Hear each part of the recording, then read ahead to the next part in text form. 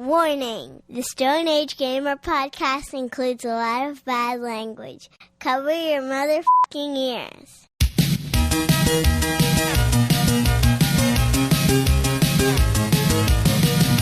Good evening and welcome to the Stone Age Gamer podcast. I'm Kris Randazzo and joining me tonight is overly articulate with boxing gloves, Dan Ryan. I was going to say there was no foreplay with that one, but man, there actually was like 45 minutes of foreplay with that one. It just surprised me at the intro. Anyway, hi. That's the way we do it. All aboard the SAG Cartoon Express. This month we watched a classic episode of Captain and the Game Master. Has there ever been a non-Smurf show more obsessed with blue skin? Don your evil headdresses because the Stone Age Gamer podcast starts now.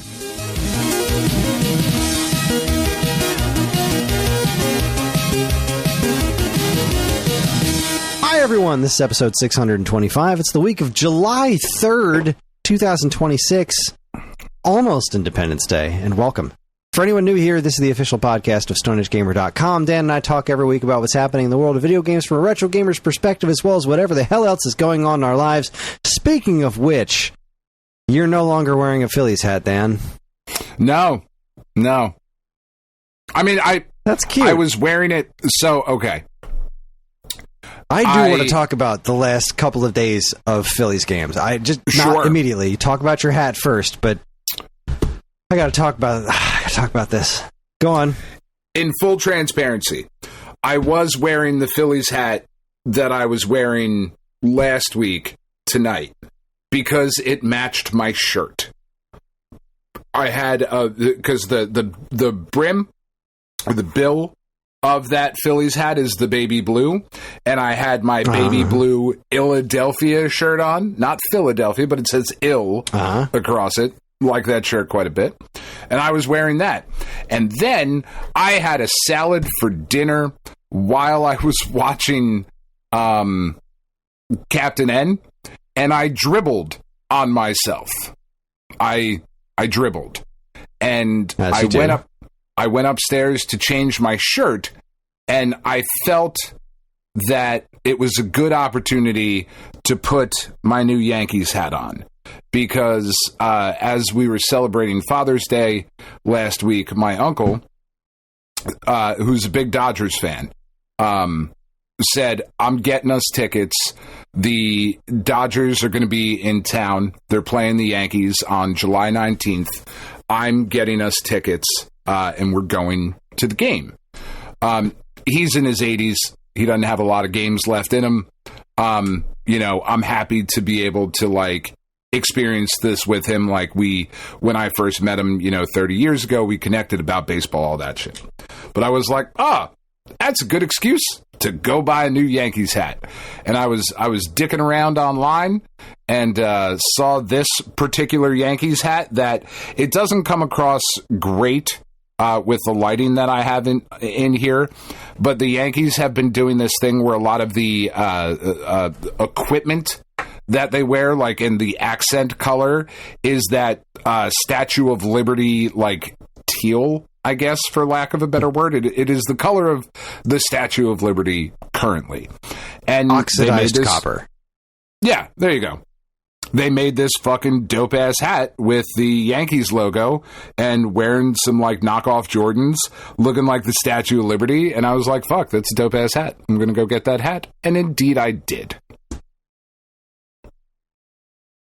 It's a lovely hat. I can't get anything up on the game right now. I can't. What happened to Stream East? Is Stream East not cooking right now? I have no idea. Let's find out. The TV app seems to be completely gone, but Stream East seems to be toast. And I know the Nationals are up 5-0 right now. But I gotta say, the last two nights of Phillies games against the Nationals have been very interesting. Yeah. I mean, the 2 outs, 2 strikes in the 9th, and then they score, 8 runs? Something like that, That's gotta be an absolute fucking nightmare for the Nationals. And then they did it again last night. It's the 9th inning. 9th inning rally to win the game again last night. They have it's borderline tragic, but boy, has it been fun to watch. Boy, has it been fun to watch. They are, I am, Stream East is working for me. They are currently down 5, as you said. Down 5. So they have spotted the Nationals. Quite a big lead here. Let's see how the Yankees are doing. I actually didn't put it on before we came in and sat down. Yankees are up 1-0 on the Red Sox because fuck the Red Sox, and that makes me happy. Fuck the Red Sox all day, every day, and twice on Sunday. Send me a link because I feel like I'm not getting to the right place. Okay. Send me a link. I want to have the game on in the background while we're doing this thing. In case you haven't figured it out, I don't imagine we're going to have a lot to say about Captain and the Game Master. At least not for too long. This was a weird show, but we'll get there in a second. I need to fix my cameras doing that weird autofocusing thing, not the one that's actually going to be used in the show, but also in case something goes horribly awry with my recording. I should probably fix that. Go to my webcam settings. This is top tier podcasting right here. This is the business. Turn off the autofocus. There you go. This can all be edited out. It's fine. It can be, but will it? I don't know. I don't do the editing. This site can't provide a secure connection. That's what I'm getting when I do this in Chrome. What the fuck? Let me try doing it in Brave. Maybe Brave won't care. Do you have like some weird fucking virus thing on your computer where you're like my aunt? Yeah. This site can't provide a secure connection. Can't seem to get that to load up. And if I can't steal sports, then what good am I? Right? I'll have to find a new way to steal sports. I switched to the Phillies link to send you the link, and I missed a home run. God damn it, the Yankees are up 2-0. Fucking Jose Caballero. Anyway. That was certainly somebody's name. Of that, I'm sure. There's a Stream East app? That doesn't seem right. I don't know. This is what I'm watching. I will tell you off the air. I don't know why. No, I'll tell you. Fuck it. How much do you think, just out of curiosity, how much do you think tickets were on the 200 level at Yankee Stadium Saturday night, Yankees-Dodgers? 2 tickets, 200 level. For 2 tickets or per ticket? Either way. Tell me total or what you think it was per ticket. I think it was $225 per ticket. After service fees, my uncle, for 2 tickets to a fucking baseball game, I don't think we're getting blowjobs from the players. I don't know. It doesn't say that in the package. I don't know that's not what's going to happen. That's going to be a weird bonding experience. But, he spent, so far on this trip, $841.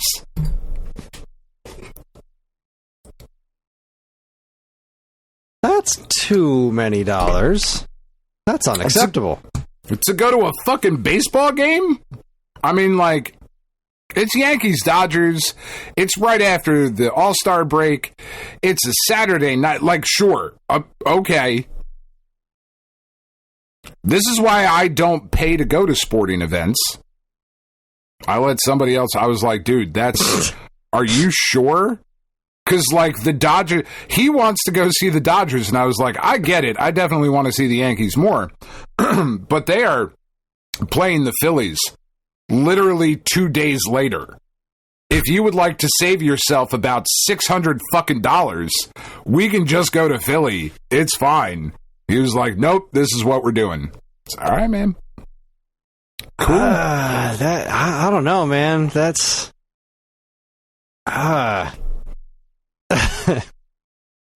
That's a lot of nuts.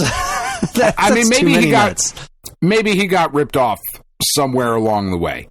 I don't know. I don't know what site he went through to get the tickets. Like, I don't know if it was StubHub or SeatGeek or Fuck Your Mom or like whatever site it was. I have no idea. But I do know that literally everything, as we will talk about a little bit here in Week Old News, literally every fucking hobby is pricing the fans out of the goddamn hobby. It's just insane. That. Just insane. As we talk about stealing baseball. I mean, because I can't afford to buy all of the various services that it takes to watch various sports. I can't. If they were all on one, I would really think about it. But if they sometimes were all on one, yeah. Sometimes, like most of the games are on the MLB package, but sometimes they're on ESPN. Sometimes they're on TBS. Sometimes they're on Apple. Sometimes they're on Amazon. Now, if you like a fucking dickhead team like the Tampa Bay Rays, and like, I apologize to the 6 Tampa Bay Rays fans in the world, but like, nobody gives a fuck about your team. You know what I mean? Like, but if you watch a big market team, like if you happen to be a fan of the Yankees or the Phillies or the Red Sox or Dodgers or whatever the fuck, like, your team is constantly on national broadcasts. You know, because like, people actually want to watch them. Unlike the Arizona Diamondbacks. Who cares? Yuck. Still salty about 2001. I will never. Hey, and God forbid when football starts again. Oh my that's God. The worst. Well, I mean, that's look, a whole other thing. I guess that's a different ball of wax. The football's insane. Like, there's no way to just watch all the football without being independently wealthy, as far as I know. I mean, you could just go to a bar and nurse a beer for 4 hours every week. I'm sure they'll love that, but I'm going to go to the bar and buy a beer and just sit there by myself. Sad. I've spent my $7. Go team. Woo!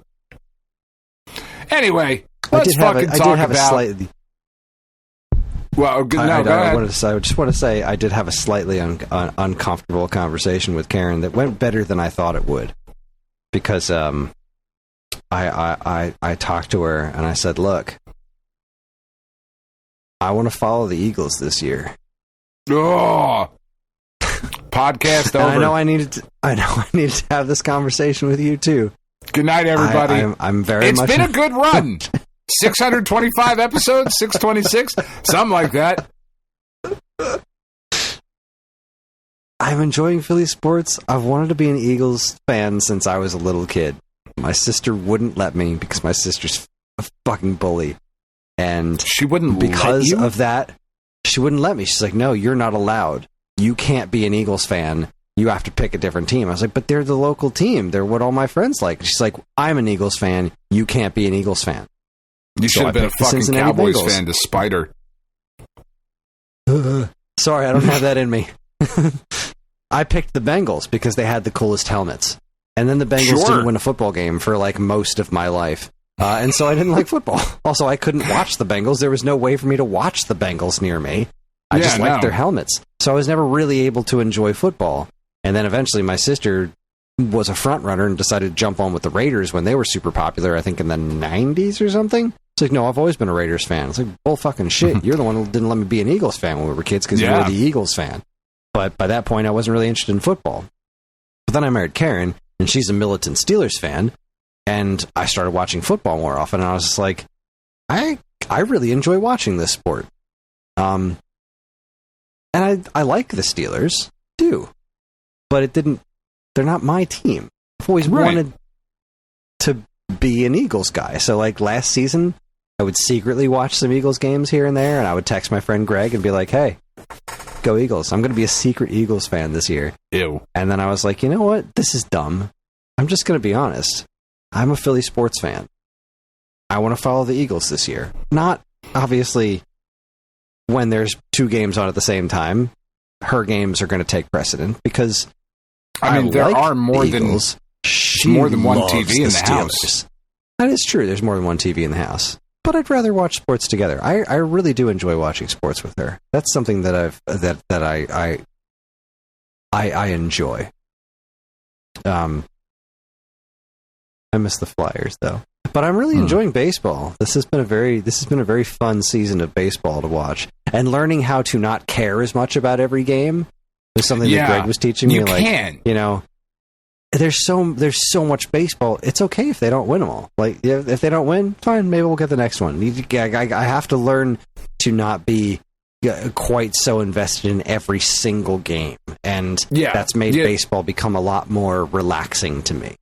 And that's like the cardinal difference between baseball and football, right? Of like, you have to care about every football game. You have to. Mm-hmm. There's only 17 of them. Like, you lose 4 of them and you're like, oh, fuck, it's looking bad. Season's over. Season's over. You lose 4 baseball games, that's a week. You're like, all right, we'll just be better next week. There's 160 look at the Phillies left. now. They had a crazy, just terrible start to this season. Mm-hmm. Now they're doing great.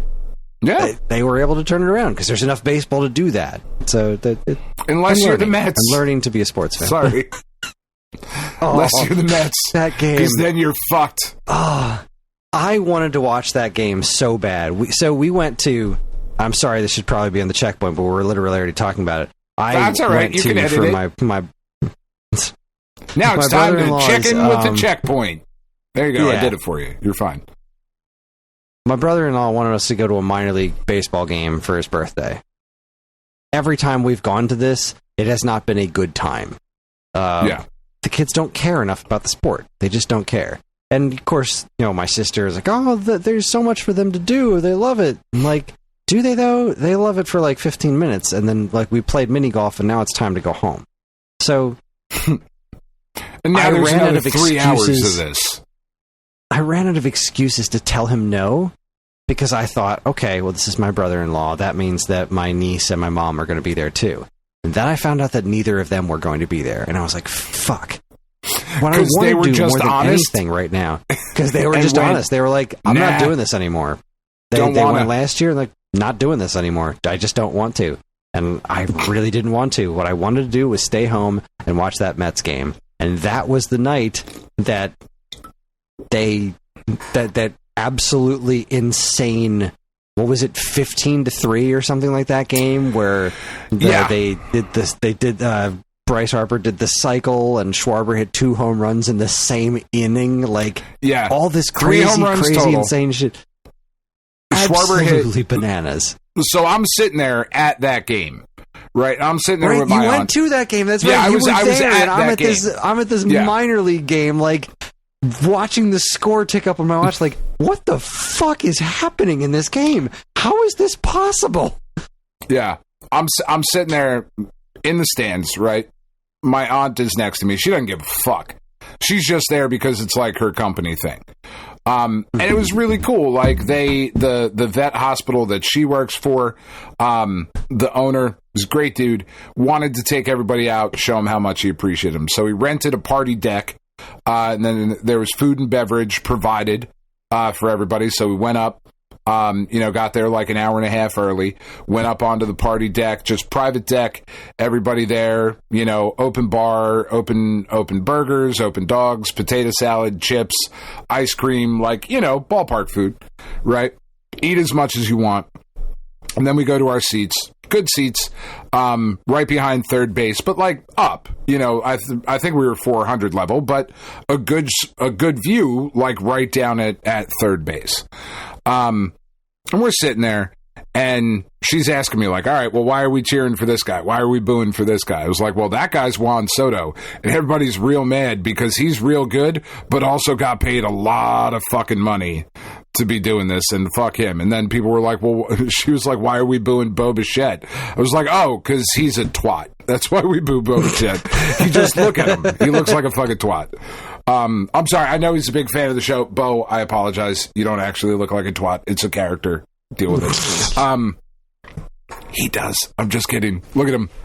His face is real small. So we're watching the game, right? And Schwarber hits a home run in the first inning. I was like, fuck yeah, Schwarbob. That was awesome, right? And then they just kept scoring. And then they just kept doing it. And then, like, 2 innings later, Schwarber gets up, 2-run home run. And I was like, fuck yeah. And then they batted around, and he gets up, and there's a runner on again. And I turned to my aunt, and I'm like, wouldn't it be some shit if he hit an... Oh, and he did. He did. There, look, there it goes. Almost in the same exact fucking spot where he hit the other 2-run home run that inning. It was like, son of a bitch. That was fucking wild. And then Harper gets up, and all he needs is the triple to get the cycle, which is obviously the hardest thing to do.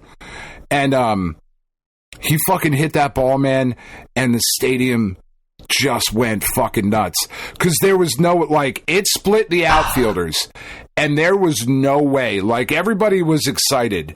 And then you saw, as he took off out of the box, I don't, if he would have hit it at the pitcher, like just a little infield dribbler, I still think he would have been trying for the triple. He was running so fucking hard. Because why wouldn't you? Why wouldn't you? It like, doesn't matter. Yeah. At that point, it was like 11-1. It didn't matter, but he was just on his fucking horse, man. And when he hit second base and the ball, like, was just getting picked up in the outfield, the stadium went from, like, really excited to, like, just fucking screaming. Because a cycle, incredibly rare to actually happen. It's so fucking hard. And the craziest shit, God, what was the fucking... Let me see if I can find the exact stat. Because someone hitting 3 home runs and someone else hitting for a cycle in baseball has only happened one other time in the history of baseball. It's happened one other time. Let me see if I can find, because the other team that did it was the Yankees, and I want to say it was in like 1923 is the only fucking other time that has happened. Like, that's in the history of the fucking sport. I was sitting there live watching something that has only happened one other time. And I could have been on my couch at home, not driving an hour out of my way, and watching that happen. And instead, I was at this minor league game where the Blue Claws got completely fucking trashed. Yeah. And it wasn't a very entertaining game. Kids got bored. Of course there was free food, but it was terrible. And, yeah. Yeah, I just looked it up. The Phillies are only the second team in MLB history to have 2 players accomplish the 2 feats concurrently. The only other time it happened was by the New York Yankees in 1932. June 1932, Tony Lazzeri hit for the cycle, and Lou Gehrig hit 4 home runs. Wow, it was also in June, huh? That's pretty cool. Also in June, also in Philadelphia. Huh. Yeah. Would you look at that? Fucking wild. Fucking wild. And this has been Baseball Talk with Dan. Well, it's the craziest thing about baseball, right?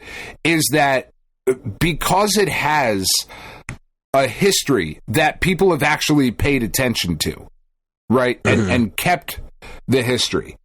It's one of the rare things where we can look back and say, like, this has only happened like twice. You know what I mean? Like, this has only happened 3 times. Bryce Harper is the 7th player in baseball history to hit for a cycle before the 5th inning. Like, we know that because baseball nerds have always fucking been baseball nerds, and they've just kept the records this entire time. And because that history stretches back so far, it's just so different from every other sport. And it's going to make me really sad when there's no baseball next year. Because, boy, howdy, are they going to lock the fuck out. And I'm going to be real mad because I'm going to have to listen to a bunch of people that make the same money you and I make, Kris, being like, well, these athletes are getting greedy. For some reason, taking the side of the billionaire owners, which always happens. And I don't get it. I don't get it. Anyway. I don't get it either. Yay, baseball. Yay, baseball indeed. This is really pissing me off that I can't make this website work. So I went to an older, I went to my history, I went to an older one, and I can get to the site. But anytime I try to navigate off of this Milwaukee Brewers game that's not happening to something more current, more Kermit, it gives me this site can't provide a secure connection. I went through a whole thing with it's pissing me off. I want to steal sports, damn it. Anyway, because now it's 2-5, and I want to know what's happening. Yeah. It's fine. It's fine. I'm fine. Everything's fine. Choo-choo, motherfuckers. Let's talk about Captain N, the Game Master. It is time for the SAG Cartoon Express. Sorry about the elongated intro there, but boy, this was a weird show.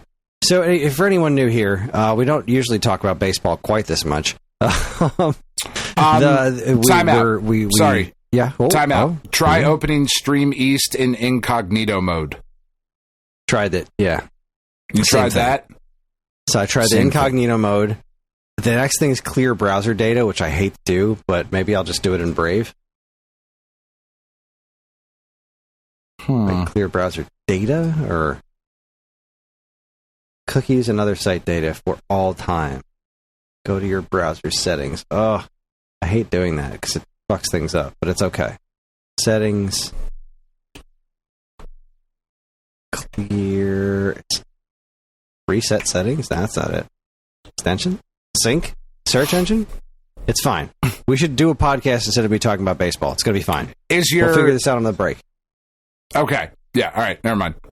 Yeah. Anyway, we're going to finish. We're going to talk about Captain N, and then we'll talk about this on the break. So, the Cartoon Express, we talk about different video game related cartoons once a month, and this time we landed on Captain N, the Game Master, Season 2, I want to say Episode 5, was it? 6. 6. There it is. Season 5, Episode 6. The Lost City of Congoland. This originally aired on November 10th, 1990, and I didn't really understand what I was looking at. I don't know if I just wasn't in the right headspace this afternoon, but I feel like this episode didn't go anywhere. It didn't make sense to me. It did not. The official description is when the lost... Okay, good. The official description is when the lost city of Congoland arises after 1,000 years, the N team goes to investigate. When they arrive, an ancient treasure possesses Princess Lana with the spirit of Conga, the leader of the Conkas. I hate everything about that sentence. I liked this show. I didn't like this episode. I thought this episode was fine. We had this recently with Mega Man as well, where it was like, this show's generally pretty okay. This was not a great episode. So, the first thing I wrote down, the first note, and this has occurred to me many times before, but I don't think we've had a chance to really talk about Captain on the show before. Do you think Kevin's mom, what is Kevin's mom up to? Right, because he gets sucked into Videoland. This is what I said about He-Man last week. What is happening on Earth? There was a Beast Man and a spaceship. Yeah, is Kevin's mom She's like, did you finish cleaning your room yet? 3 years ago? Because this show ran for 3 seasons. So, is this one of those time warp things where he's gone the whole time, but it's like Narnia and he's going to get back and it's 5 minutes past? Or is he just gone? And does he ever get homesick? I'm sure I feel like there's an episode somewhere where he wanted to go home. I feel like that happened. I have a vague memory of that. I think so. I'd have to ask Mike. Mike's actually seen our good friend Mike Castlevania Sheridan has watched this show several times. He's a big fan. But Kevin got homesick, and then he was like, "Oh, but have you seen Lana though? Shit, I'm all right. I'm good. Never mind." My mom was gonna make me clean my room. This midriff. I'm gonna clean that midriff. So, like, anyway. Blue people showed up. And they were blue. Let me read this quick sequence. Why are these people blue? Are they King Hippo's people? Because King Hippo also is blue with very pronounced nipples. And then I immediately wrote, never mind, that guy's purple. Because in like a scene later, there's a purple guy talking to a guy. Except the next scene, he's not purple anymore, he's brown. Yeah. So I think a large part of it is that they didn't give a fuck. I think is really it's true. What it got like they were like, whatever, this doesn't fucking matter here. Yeah. Yeah, like this episode, like just kind of from start to finish, didn't make a lot of sense. Donkey Kong's size was wildly inconsistent. And what was he doing there? Did Donkey Kong, like, I was getting kind of tired while I was watching it, so maybe I missed something, which wouldn't be a first time for the Cartoon Express, but was Donkey Kong's existence in the episode ever important to the plot? Like, it seemed like, and now Donkey Kong's here. I mean, I think it was more just, and now Donkey Kong's here. It was his island. Like, I think much in the same way. Donkey Kong's here in an army outfit. I would give anything to know what was written on those dog tags. Because DK had a pair of dog tags. I want to know what was written on those things. He did. But I think, like, I think it was very similar to, like, Kong and Skull Island. You know what I mean? Like, shit happens on the island, but then there's also, like, the nuke is back there, and, like, we only bust him out for, like, special situations. You know what I mean? I think it's just kind of the plot that was happening there. Really just an excuse to throw Donkey Kong in the episode. And again, wildly inconsistent size. Like, at one point, he's fucking punching islands and shit, and is, like, standing over top of a waterfall. And then later, he's, like, just barely the size of a tree. I don't know. It was fucking weird. It didn't make a lot of sense. I don't think they put a whole lot of thought into it. No. Every time I watch this show, though, I have the thought of just how much I fucking love this mother brain. I love this mother brain so goddamn much. So sassy. Just sassy mother brain. And I love how in this one I feel like I remember, we used to watch this show all the time, but I don't remember her being so mobile, where she was floating around. I feel like she was usually in a place. Yeah. And sent her this is season 2. Like, they added Game Boy. They gave Mother Brain fucking hover tits. Like, it was fucking awesome. You know? I think that's what those were. I think she had hover tits. Absolutely. I had so. Christ. I mean, not a good episode. It's Captain N. I mean, what do you want? Like, it was fine. I enjoyed the shit out of it because I just enjoy this episode. Before we rank it, I did have a thought, though. I had two thoughts as I was watching it, actually. And I'll try to actually remember both of them this time. The first thought was, why not have Little Mac instead of Mega Man? Right? Like, if you were going to do that Mega Man, Little Mac would have worked just fine, and King Hippo's there. Like, that makes more sense to me. You've got the Eggplant Wizard and Pit, so that made sense. You know, you've got Mother Brain replace fucking Simon Belmont with Samus. Like, all of the, I mean, obviously couldn't be the Samus same character. Vanity Smurf. Yeah. No, basically. the exact same character. Make Samus a dude and Vanity Smurf. I fucking love it. I mean, maybe. But two, I actually kind of legitimately now want a Captain N, the Game Master game. Like Kingdom Hearts. I've wanted that my whole life. But I want it like Kingdom Hearts. I want it like Kingdom Hearts. So I want them to go around and, like, what? there's so much potential there. Why has that never happened? I mean, obviously because the show is like a fucking train wreck, but what you're talking about is the Smash Brothers RPG. Wouldn't it? God, I have wanted this for so long. When we finally got Simon Belmont, Pit, and Mega Man in the same Smash Brothers game, I was like, shit, we just need Captain N, and then we need to make this into an RPG. Like a Smash Brothers RPG where you're going from world to world to world. See, I would want a turn-based, not specifically like Kingdom Hearts. I want a turn-based RPG, like Mario RPG style. Sure. Because I think that would be the coolest way to make all those the varying characters' mechanics work. But God, just going from world to world like that in an RPG setting, it's such a good idea. So, do you know, and you might not know the answer to this, what was the reception of Captain N everywhere else? Like, is it a thing that even registers in Japan?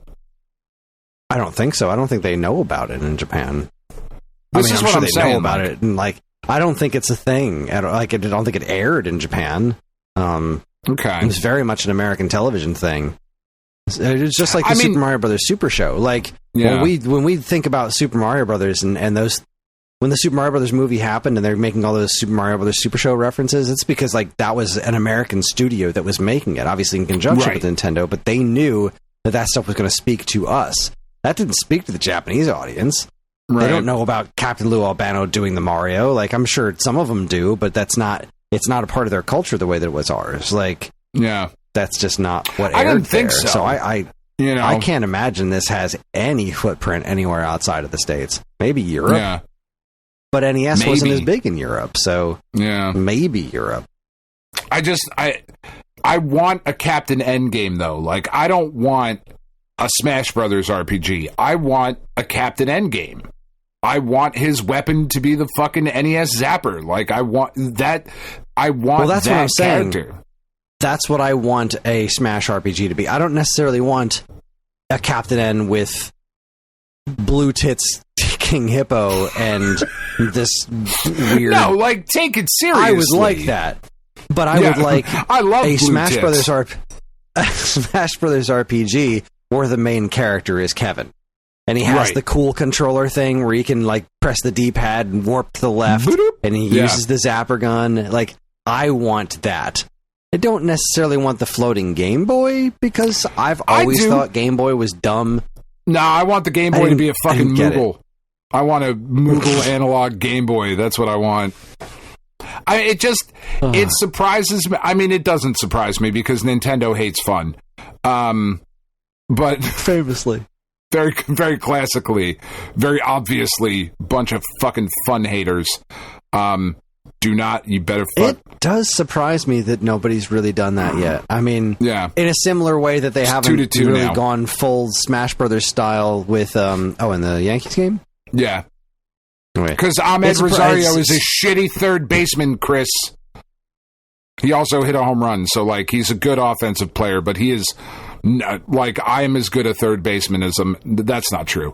That's a fucking shitty thing to say. I'm nowhere near as good a third baseman as Ahmed Rosario. I'm so much better. He's just not very good at the third base. I am similarly surprised that Mario Kart didn't go the Smash Brothers route, right? Yeah. Because if you look at Sonic racing games and the way that they go through all the Sega properties, come on. It's fun. I love Mario Kart, but boy, would it be so much cooler to have a Smash Kart. And with the RPGs, I would love there to be a Kingdom Hearts style, like where it is a character, an original character. I think Kevin's the perfect one for it. To go to all of these different game worlds, and then like, okay, now I'm in the Mega Man universe, and we're gonna fight X, Y, and Z. Now I'm in the Legend of Zelda universe. Now I'm in Castlevania. Now I'm in Bayonetta. But it's got to be reason. sassy, flying tits, mother brain. It has to be. I want a dead serious Metroid game that ends with her as the final boss.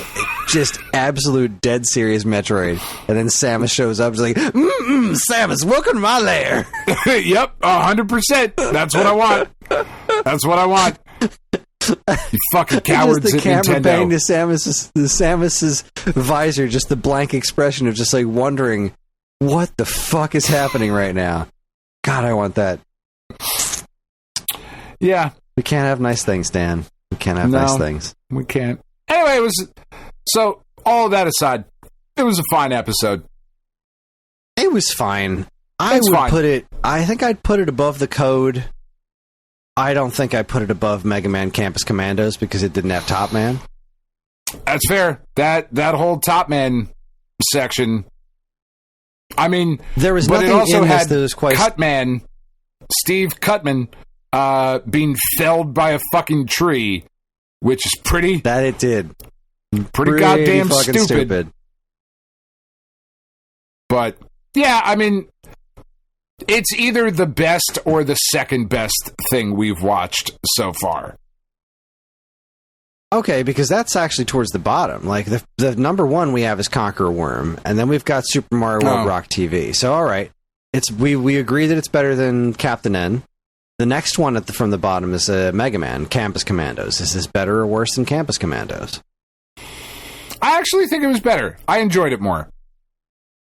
Really? But I could be swayed either way. I don't feel that strongly, I suppose. Especially because Caleb Duran just hit a 2-run home run, and now it's 4-2, and it's my fault, so I'm turning it off. What of Wing Commander? Is this better or worse than Wing Commander Academy Expendable?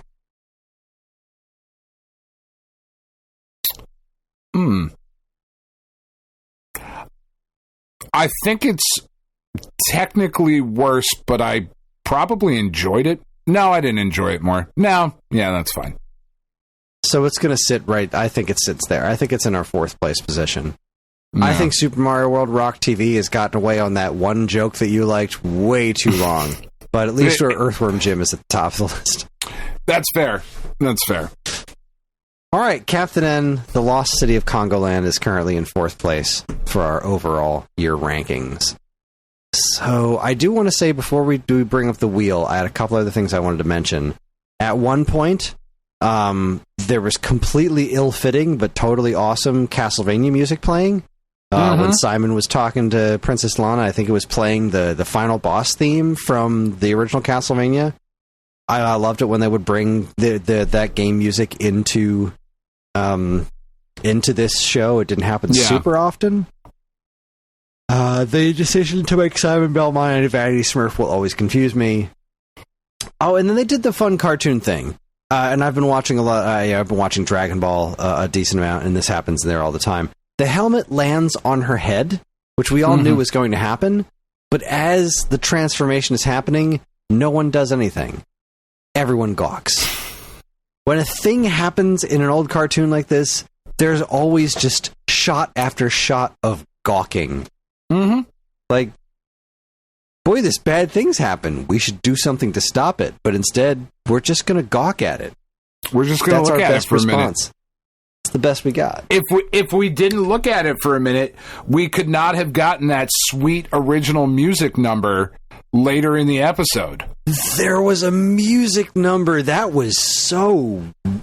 I did not care for that at all. That's why I would want to put this below Campus Commandos. It was bad. And completely unnecessary. Yeah. All right, let's get to the wheel, shall we? Let's bring up the wheel of names. Let me get my screen recording so that we can be ready for that. I'm going to start recording, and here we are on the wheel of names. We are ready to spin now. Where's the wheel of names going to take us next?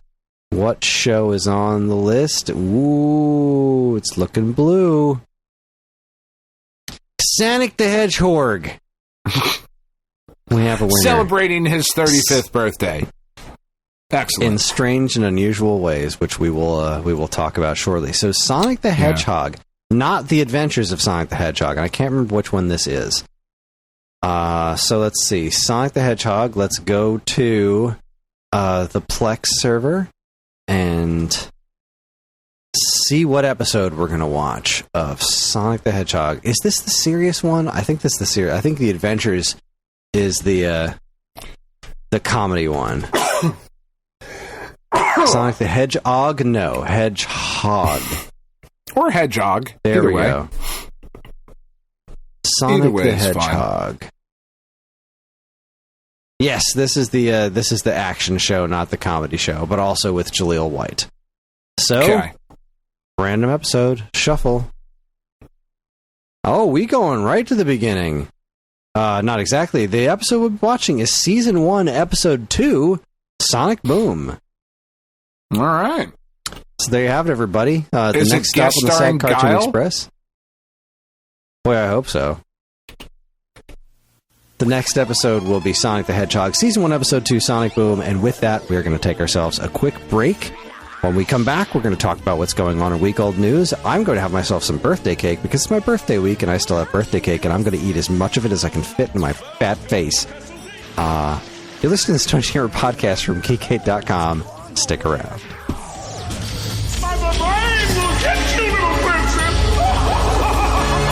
Princess, the palace is under siege! Behold, the ultimate warp.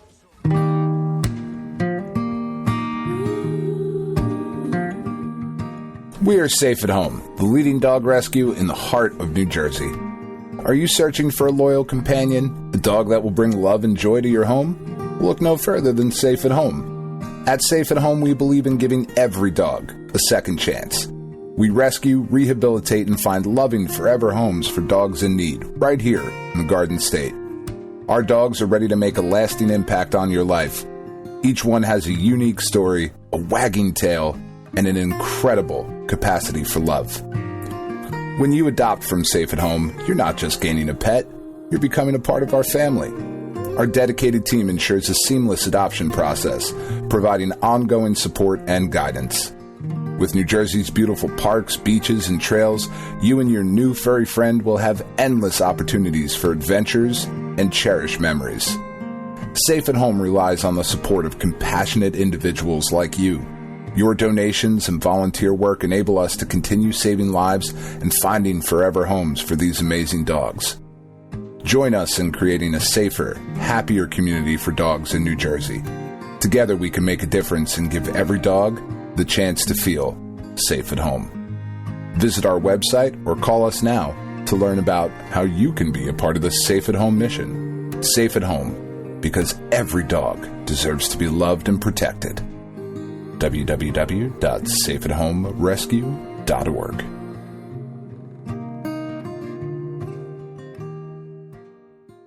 Do you miss the days when you'd get a fresh issue of Nintendo Power in the mail every month? It was stacked with reviews, previews, and all manner of cool new stuff about the world of Nintendo, and it even came with a free poster. Well, you don't have to miss those days anymore because Nintendo Force is here. Functioning as a spiritual successor to Nintendo's classic magazine, Nintendo Force is staffed with top-notch writing talent, and me for some reason, to deliver fresh new reviews, previews, and more right to your door every other month. And yes, posters are still included, except ours are double-sided. So if you want the thrill of learning all about the world of Nintendo in physical format, head on over to NintendoForceMagazine.com and learn all about it. Nintendo Force Magazine, the force of Nintendo fans.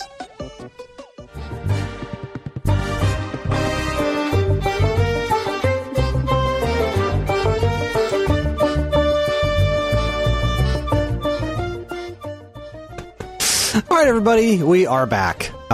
Try as I might, I did enjoy my birthday cake. It's so good. It's just basic bitch rainbow chip with blue icing.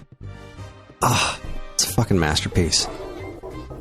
But unfortunately, there's something happening that is preventing me from stealing baseball, and I can't just put it on the TV because it's behind me.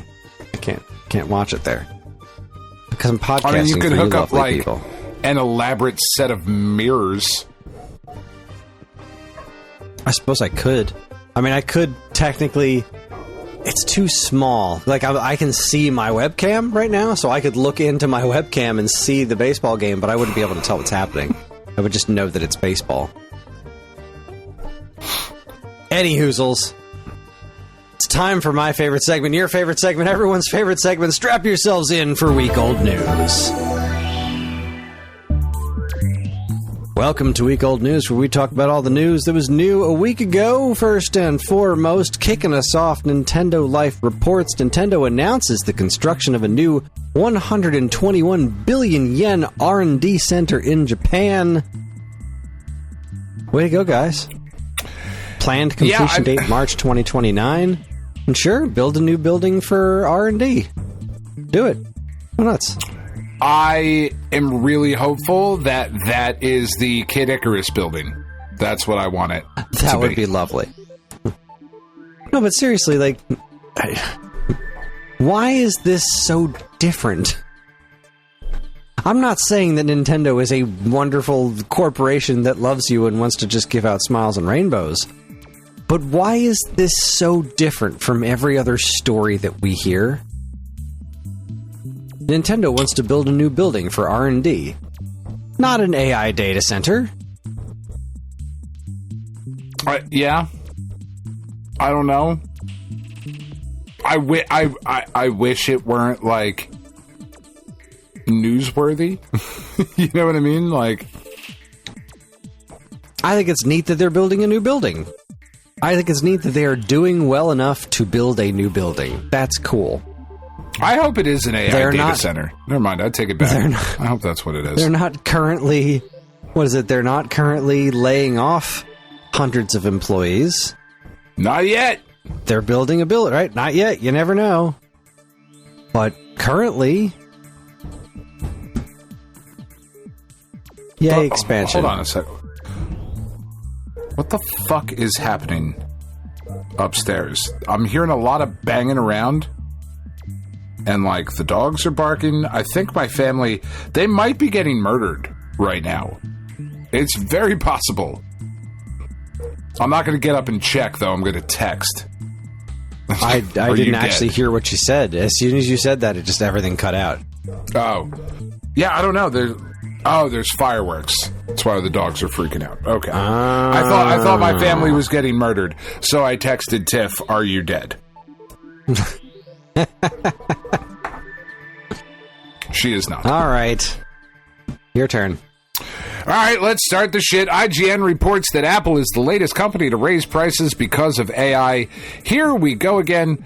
Just a week after Tim Cook said price raises were inevitable. They're very Thanos. Apple has raised prices on most of its product due to increased memory demand. I saw this story this morning because people were like freaking out that the Apple Store was down, like, which never fucking happens. Everything got a massive jump. And like the MacBook Neo, which came out this year at $599, which was like, all right, that's still like kind of expensive for an iPhone with a keyboard, but like iPhones are pretty fucking powerful. That's cool. That's now up to $699. It's no longer attractive at that price.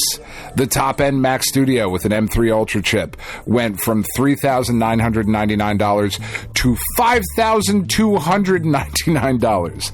That one comes with 96 gigabytes of RAM. That's why it went up so much. Like, everything is just getting insane. An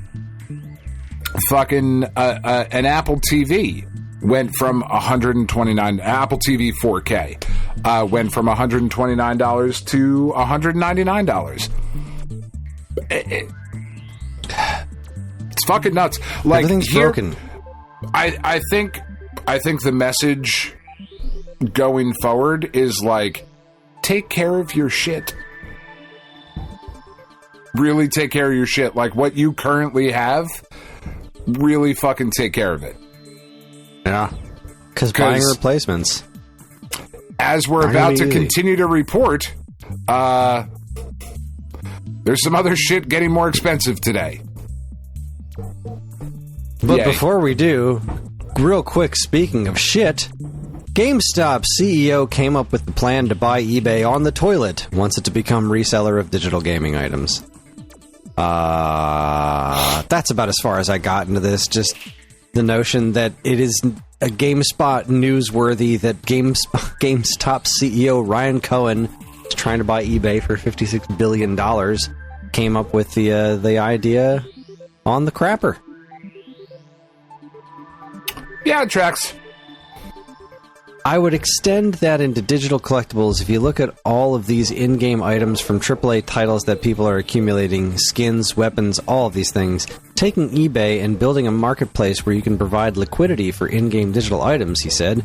Essentially, it's what NFTs could have. People thought they were, but ultimately they had no real utility. In-game items actually have real utility.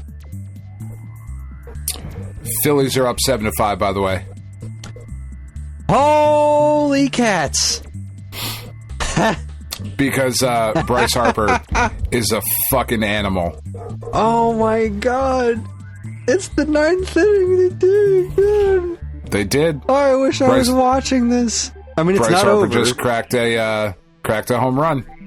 And no Phillies outs, up right? 7-5. No outs. No Top outs. of the 9th. Brandon Marsh is up. And Fucking wet head, drippy motherfucker. looks like Marsh made it to first because I can just see on my watch like the first base just lit up. So yeah, and if you're watching on Streamast, it's usually a good like 30-40 seconds behind. It is, yeah. Man, oh man, I wish I was watching this. Goodness gracious me. Yeah, the GameStop should not buy eBay. What's next? The studio behind Mio, Memories in Orbit, is closing down. The team was a subsidiary of this is coming from Push Square. The team was a subsidiary of Focus Entertainment, which published the aforementioned Metroidvania action game in January of this year. Months after the game's release, Duget de Jamais, I believe is how you pronounce it. It's French. Bought back its own shares to become fully independent, and then subsequently closed its doors. Which I have not picked this game up yet. This game is on my wish list. The Steam Summer Sale started today, I believe.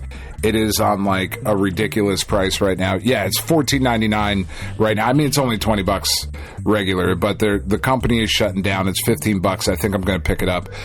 This game looks incredible. Was reviewed incredibly positively. Had been talked about for like at least the last year, coming out and like lots of promotion and all this shit. And again, though, we see a successful game that is reviewing well not be enough.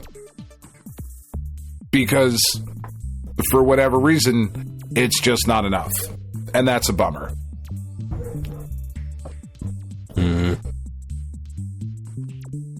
So let's talk about more shitty things. Kotaku reports, because I followed the link in the article that you posted, EA lays off unknown number of people ahead of expected $55 billion sale to Saudi Arabia. There's nothing about that I like. You're selling your company for $55 billion and also firing people to better meet fans' changing needs. Quote, as part of this evolution, we are making or proposing to make changes to some roles, creating new roles, and moving certain work to different teams, locations, or service partners, it continued. Electronic Arts can just eat a bag of turds. Do you remember when they were cool? Kinda. They did publish James Pond for Sega Genesis. I mean, they used to make interesting, fun games. They used to not just be this. Speaking of this, who I was talking to, we were talking about how like who the hell was I talking to about this? Just talking about like how soccer is this. It's such a thing around the world. It's this absolutely beloved game around the world. But FIFA is just the fucking worst. They are. Like the company, fucking FIFA scumbags. is just so terrible. And Electronic Arts is like, it's the EA is the FIFA of video games, even though they don't publish FIFA anymore. Yeah, It just makes me sad. The company is currently in the process of going private in an estimated $55 billion deal, which will see it sold to a group composed of Saudi Arabia's Public Investment Fund, Silver Lake Partners, and Affinity Partners, an investment firm founded by President Donald Trump's son-in-law, Jared Kushner. Yep. Everything about that Philly makes everything it touches worse. Are you I want to watch this game. 10-5. What? My watch just says 10-5. Apparently, somebody just hit a 2-run home run because I just watched JT Realmuto double home Brandon Marsh, and now Hill. I don't know who Hill is. Hill is up, the number 8 hitter. Oh, and first pitch, he takes a fucking center meatball way out. That's not where you're supposed to throw baseballs. You do not want to throw center fucking meatballs, man. It is now 10-5. Phillies are leading in the top of the 9th with 2 outs in a game they were losing 5-0. I love baseball. It's so interesting. 10-5. It is. Oh my god. Can't All right, ever get too high. You talk about this next story. I'm putting it on my TV behind me. You talk about this next story for a second. I just got to see the end of this game. Where did my browser go? Well, I need you for this. You prick. Oh, I got to rearrange my browsers any damn way. Oh my god, there's so many fireworks happening outside of my house right now. My dogs are freaking out. Anyway, Pure Xbox reports that Sony issues a statement announcing significant job cuts at Bungie. We hate to keep breaking you news on layoffs, but it feels like it's happening all the time at the moment. Sony's Herman Hulst had to say this to employees earlier today. We have made the decision to reduce Bungie's workforce, affecting a significant number of employees, including most of the Destiny team and some Marathon team members. There are also reductions across SIE teams that support Bungie's operations. Over the past several months, together with Bungie leadership, we reviewed the studio's long-term direction, development priorities, resource needs, and role within our broader portfolio strategy. We explored multiple alternatives before concluding that a reduction was necessary to align the studio's resources with its current priorities and long-term goals. In a separate statement made by Bungie on social media, the company admits that it fell short of expectations these past few years with Destiny 2, and that the company is embarking on a reduction in force as it seeks to reorganize. This fucking sucks. I thought people liked Destiny 2. They did. Isn't Destiny 2 a reasonably well-liked thing? It is. Somehow, Destiny 2 has, let's see, Destiny 2 profits. I saw this somewhere earlier today. Destiny 2, okay. Destiny 2, Destiny 2 has generated over $900 million in lifetime revenue on Steam alone, and has frequently been a top-grossing platinum earner on the platform. Despite these strong historical earnings, the franchise faced revenue struggles in recent years, notably running 45% below projections following the Lightfall expansion.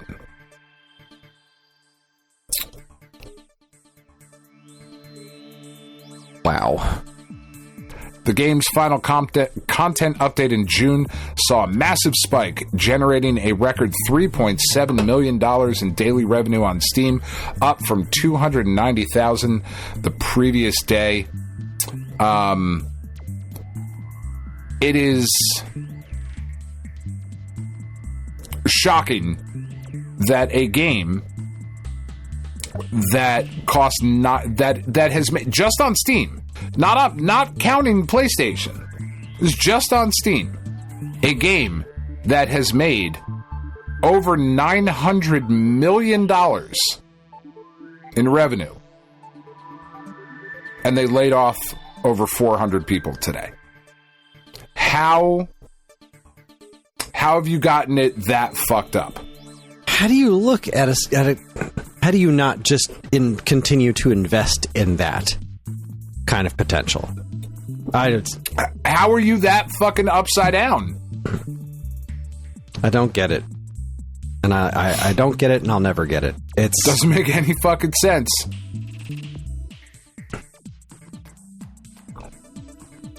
Anyway. I hate it. I hate all of it. All right. These two are fun before we talk about some more shit. Oh, let's see what we got here. Polygon reports Xbox and Spider-Man director are working on the perfect Pirates of the Caribbean successor. What? You put this one in here, so I don't actually... So, Asha Sharma, the new CEO of Xbox, has a plan to make Xbox not just the biggest game company in the world, but the biggest entertainment company. With that vision in mind, the confirmation from EW that Rare's action-adventure pirate sandbox game Sea of Thieves is being... Oh, this is it just talking into the Sea of Thieves movie is happening. Okay. I didn't really understand what that headline meant, but yeah, I know I heard they're making a Sea of Thieves movie. Like, okay. That could be really fun. It could be, and it's being made by Destin Daniel Cretton, who did Shang-Chi and The Legend of the Ten Rings, which was fucking dope as fuck. That movie was great. Yeah, it was a good flick. And he is also doing Spider-Man Brand New Day, so, like, kind of a big deal. Yeah. I mean, look. We gotta pause. Okay. It's 2 outs. This is it. We get this out, game's over. And I think the Nationals never recover as people. I mean, the Phillies don't even have their closer in. Yeah.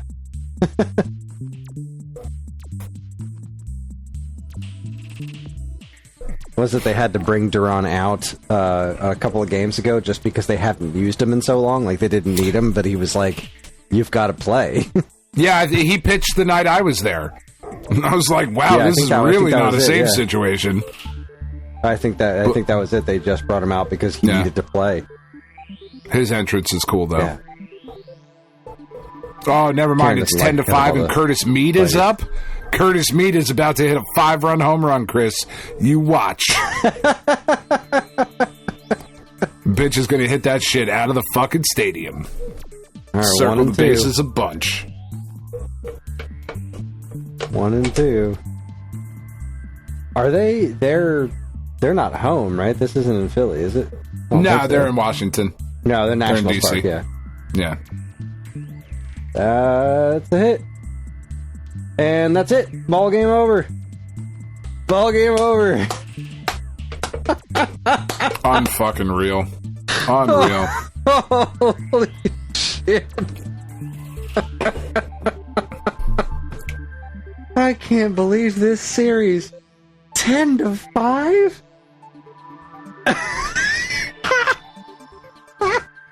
Baseball is life. I tell you, Dan, the amount of time that I've spent in my life not enjoying sports is something that I will always look back on with confusion. Yeah, I don't understand why. Sports are fucking great. It's a part of my general human insecurities of who I feel like I was supposed to be. No, sports aren't for me. I'm a nerd. I fucking love this all shit. That. I really like watching sports. It is sports fun. are great. Sports, I think, are the only acceptable form of tribalism. Yeah. It doesn't actually matter. Oh, fucking Aniel De Los Santos.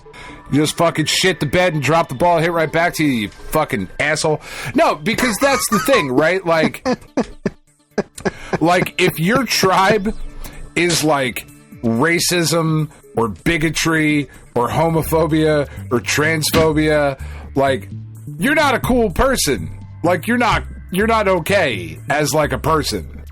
But like, if you happen to have been born in Boston and you root for the Red Sox, like, it's a fun way for me to be able to hate you. You know, like, I root for the Yankees. Yeah. It's a fun way for you to be able to hate me. Like, it's an acceptable way, because that's the other part. Like, oh my God, and then he threw the ball fucking behind him.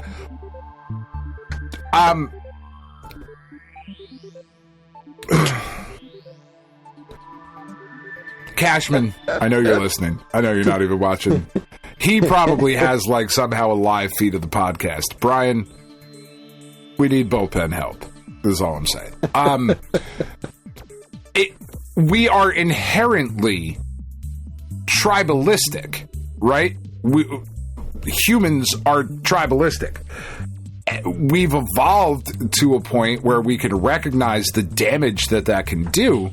Sports is that outlet for us to be like, I hate you. I hope all the bad things in the world happen to you and nobody else. And it's okay to, like, feel that way, you know?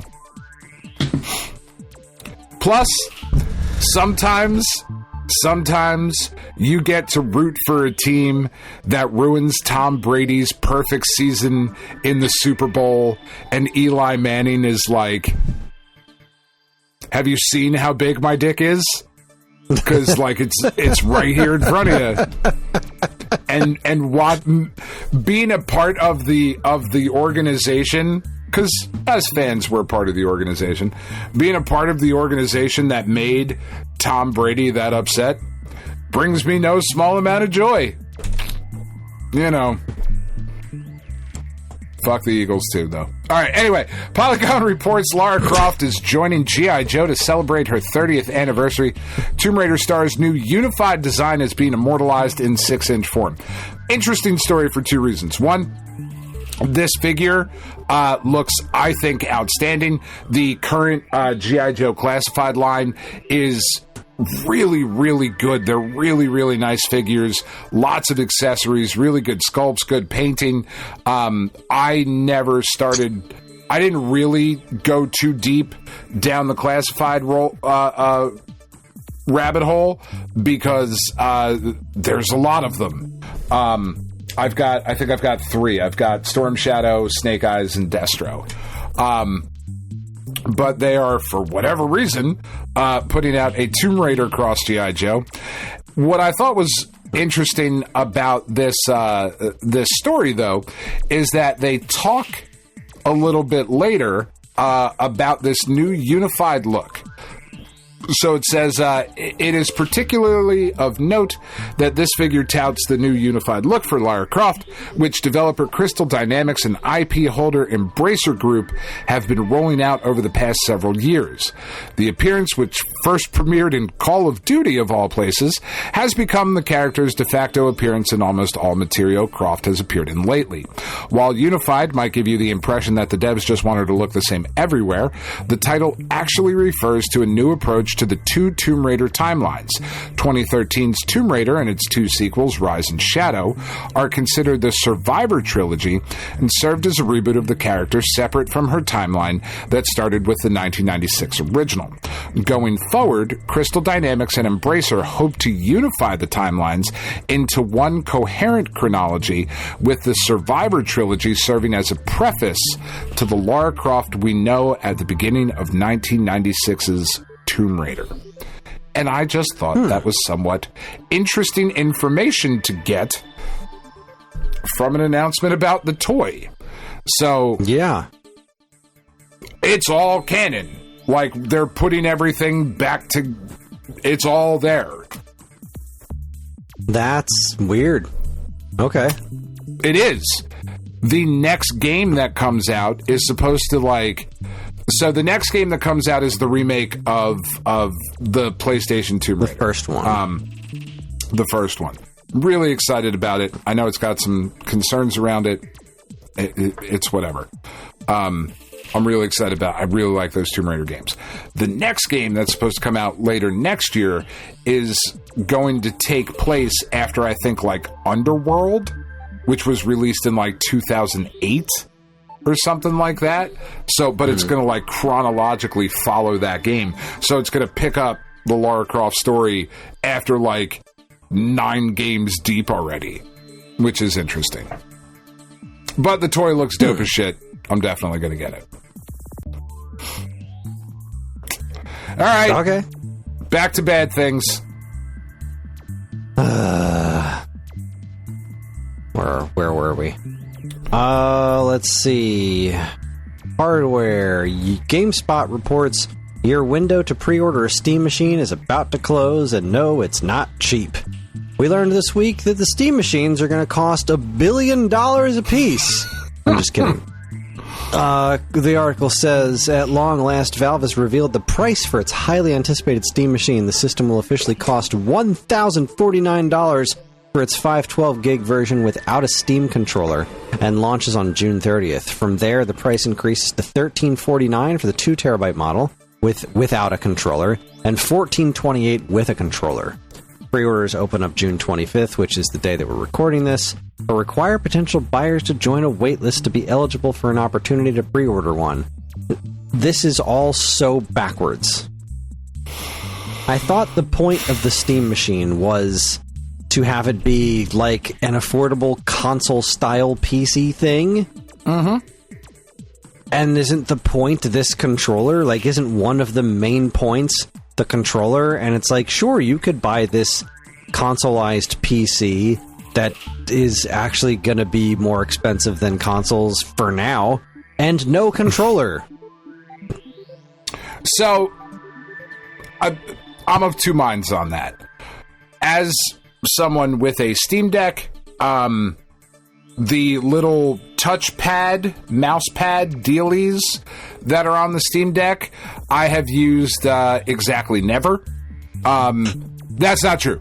I use them in the fucking Portal thing, the Aperture desk job that teaches you how to use a Steam Deck. That's the only time I've ever used them. So I don't care about the controller. And honestly, like, should it come with a controller? Sure, it should. However, unlike consoles, there is nothing inherently singular about the Steam controller that is necessary for the console. Like, it would have been absurd for the Wii to not come with the Wiimote. That have been like, well, I can't fucking do anything with this, right? It would have been shitty for the PlayStation 5 to not come with a DualSense, but you can use a PlayStation 4 controller on there. So if you had one, you were okay. With the Steam machine, you have a controller. I have a controller. You have probably 5 or 6 different controllers in your house that you can use on this thing. Like, it is what it is. Should it come with one? Sure. Is it a deal breaker that it doesn't? No. If you have a USB controller, you can use it. You'll be okay. Now, the price is fuck you. It's absurd.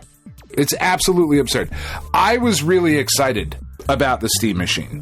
We had this conversation. I was really excited up to probably like $700, honestly. Like, that's not a cheap thing, but to get another console in the house, right, for lack of a better term, it's a mini PC and whatever. Yeah, okay. They're going for a console-like experience.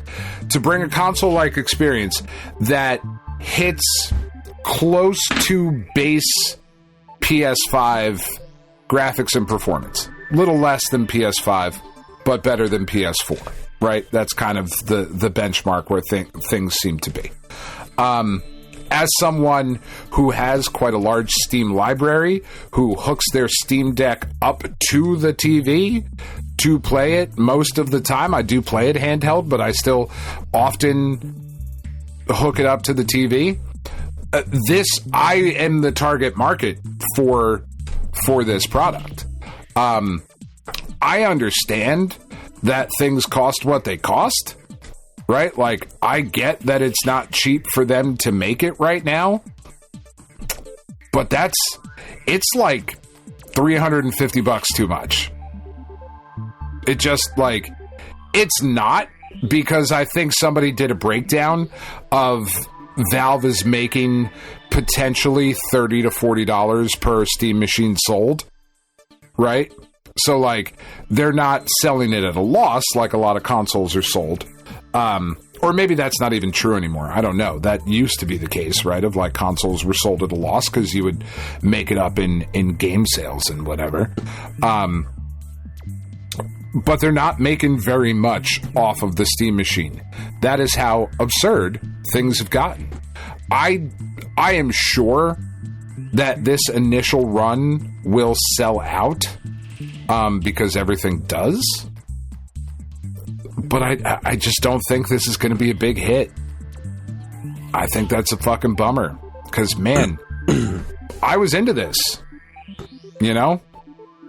I was into this. Five times more powerful than the Steam Deck. Plug it right into the TV.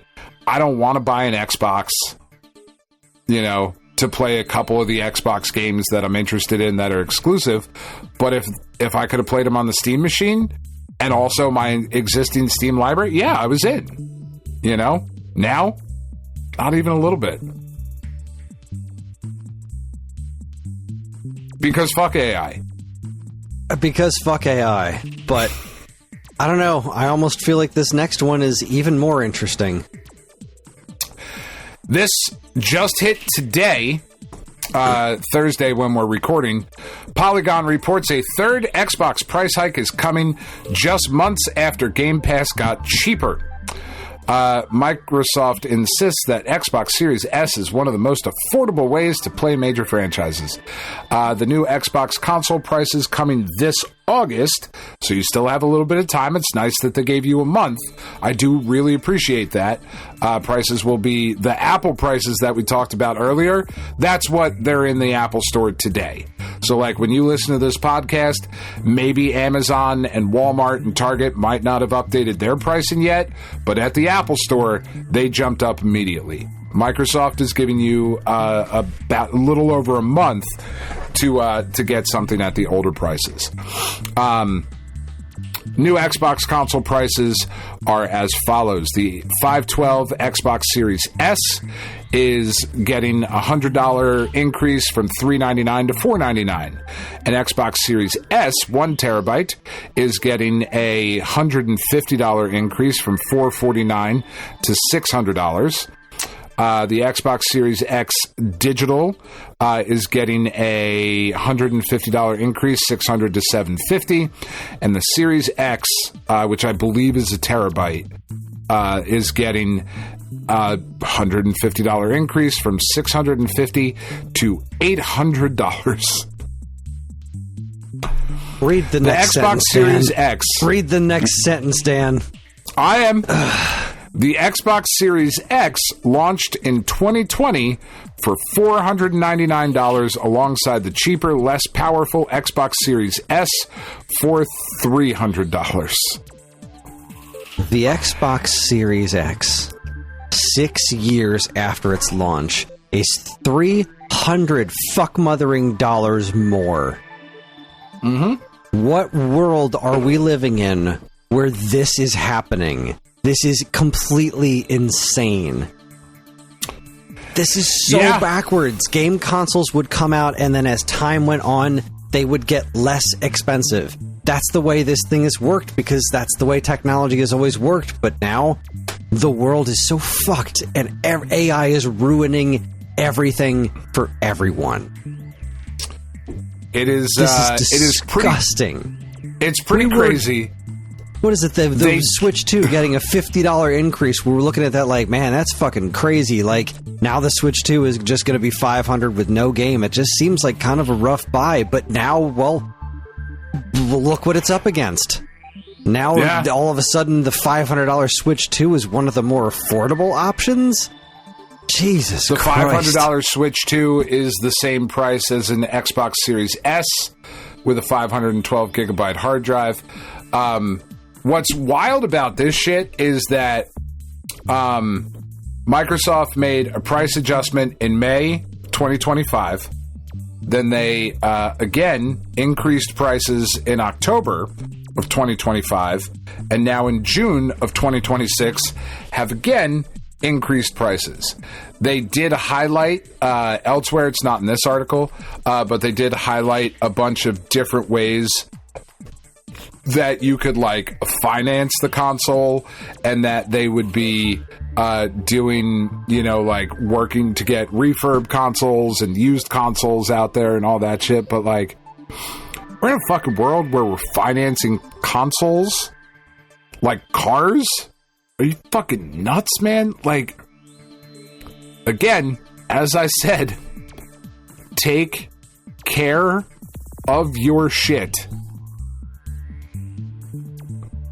Or join our Discord and play Earthbound, that we will eventually talk about, because that game came out forever ago. You can play that shit on a fucking pregnancy test, I'm sure of it. Oh my goodness. I don't even... It just makes me want to throw up. It just all makes me want to throw up. It's just wild, man. It just... So... Because really, I think the question is, like, to what end? Like, I understand that companies are out here and they're like, we got to make profits. Like, I understand that. I'm not dumb enough to sit here and say that, like, we don't live in a capitalist society and companies are, you know, should not make profits. Like, obviously companies are going to try to make profits. But at some point, like, there's just... there's no fucking blood in that stone, man. There just isn't. Motherfuckers are broke. And I know we always point to, like, oh, but they had the biggest, most profits they've ever had. Well, yeah, shit costs more than it ever fucking has. Of course they had the biggest profits they've ever had. Shit's $300 more than it was 6 years ago. Of course. You know, like, that. It's an unserious conversation being had by people when we're legitimately looking at look at your grocery bill. It's fucking nuts, man. It's fucking nuts. You go to the grocery store, it's a $50 trip minimum. It's a $50 trip minimum. $50. I'm just saying, like, you just went to pick up milk and you forgot like 2 other things while you were there, and you walk out and you're like, fuck, how did I spend $50? I have 3 things. You know?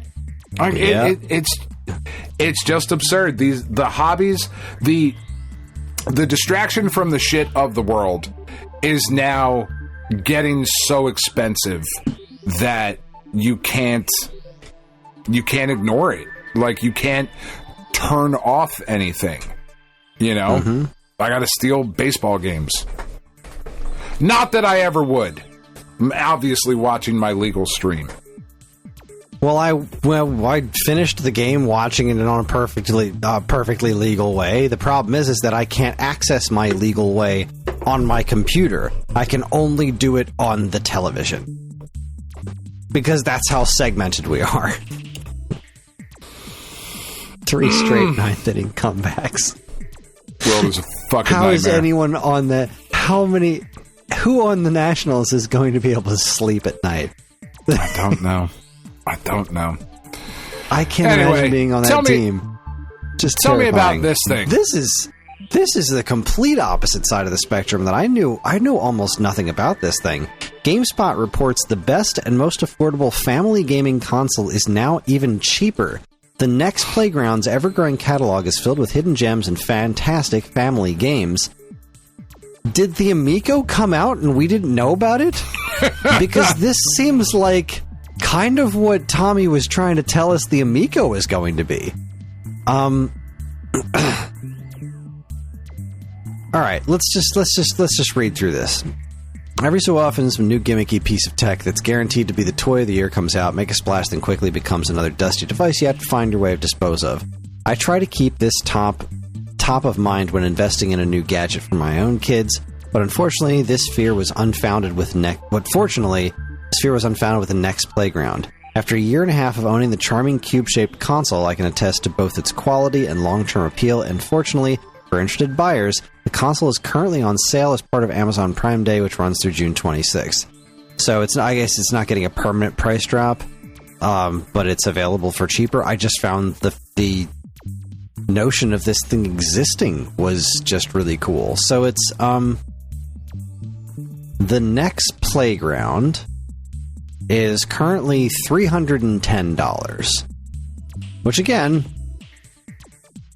I'm imagining a time where that would have sounded like a completely insane amount of money for a game console, and it also does require a subscription. This is for the 12-month pass, and the console is $310. So it's like, it does a bunch of motion gaming stuff, and it's a family-oriented game console that's not afraid of being connected to the internet. It just seems like this is a thing that's doing everything the Amico said it wanted to do, including having games with all of these licenses like Sesame Street and Bluey and whatnot. And it's actually supposedly pretty good for what it is doing. It's like it did like Connect, but made it in a way that's I don't know. This is just built around being its own unique Connect system that's just... Connect was cool for kids. It was a neat... Remember Connectimals? Like, that was a neat little thing. See, the problem with this thing, though... I love that this exists. I love that this exists, too. But, like, the problem with this thing is that, like... Yeah, it's $350, which is an absurd amount of money to spend for a little kid... to play games that their friends are going to make fun of them for. So, like, Well, I mean, a little kid. I mean, this is... this at this point, like, you're playing Peppa Pig games and Sesame Street games. Your friends aren't going to make fun of you for that. Your friends are going to want to come over and play this with you. No, I don't know. If kids are mean. Kids are like assholes. I think like 4 and 5-year-olds are going to think that it would think this kind of thing is neat. All right, so fascinating. The Yankees That's a whole have ass game console I was barely aware of. All right, talk to me. How are things going in your world? Enough about this fucking console that let's be honest, neither of us are ever going to fucking play. Yeah, true. The Yankees, it is the top of the 9th. They're playing in Boston. The Yankees are down 6-3. One of their best players this year, Ben Rice, is up in the top of the 9th with 2 outs and the bases loaded. And I am now... I mean, they sold me the entire seat, Kris. I only need the edge. That's where I'm sitting. Ben Rice is 0 for 4. He's fucking due. He's due, Kris. And he just took a strike looking from Aroldis Chapman, former Yankee who gave up just a bunch of shitty home runs to the shitty-ass Astros. I mean, it's tense right now. It's intensity in 10 cities. That was not it, Ben Rice. Ben Rice just hit a fucking weak dribbler, just like a sad old man cum shot, just right down his leg. Boy, that was disappointing. As you say, the drizzling shits. It was quite literally the drizzling shits. Let's see how Team USA is doing against Turkey. It's 1-1. Son of a bitch, the World Cup is on fire. Oh, somebody just kicked their own player in the dick. Time Extension reports embarrassing. These $100 Sonic... Shits. Yes. These $100 Sonic re-releases aren't going down well with fans because, of course, they're not Nintendo games. Because if Nintendo put out fucking Mario Karts in NES packaging, in NES packages, card-shaped, and it was clear, all of you people would be like, "Bah, give me more!" All over my face, neck, and chest. How much? It's only 100? I'm getting 7. I can't wait. But because it's not Nintendo, we're fucking mad. And you know I'm not wrong. Our celebration of Sonic's past collides headfirst with the future. And in the wake of all that lightning-fast energy, we've found fragments of the emeralds themselves. These special cartridges will feature a unique translucent exterior housing a Chaos Emerald inner glow. So when I first saw this, the first thing that came to my mind was like, well, wait a second. Can I get this game for like $12? Like an actual original one? Mm-hmm. Like, why in the world? At least with the Atari things, like, yeah, you can get those games for dirt cheap, but at least those packages had a bunch of really interesting looking stuff in them, I guess. They weren't for me, and I'm a huge Atari fan, but like, I guess if I had a shitload of money, they would be a neat thing to have.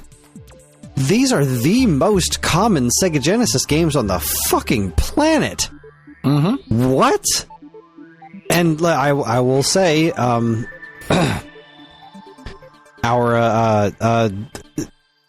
friend Ryan at Castlemania Games posted on Twitter about this, and I think he really summed it up. If these were in the $50 to $60 range, I could see it. Sure, you could save $1 by getting a CIB a bit cheaper, but having something that is new, in good condition, and a little fun might be worth the extra $10 to $20. $99, that's insane. And I couldn't agree more. He's not wrong. However, he is not wrong. I felt similar to the Mega Man X thing, right? They did the same company that re-released Mega Man X, and I was like, okay, but why not just buy a Mega Man X? Like, now when they did Mega Man The Wily Wars, that makes sense. That didn't get a physical North American release. We got a different situation. What are you following up with here? What do you got to say to this? Well, I'm just saying, if Nintendo put out an anniversary edition, complete in box, NES cart, Super Mario Brothers, the just Super Mario Brothers, in a translucent Mario red shell for $100. Sell out instantaneously. And nobody would bat an eye. I don't think you're accurate on that at all.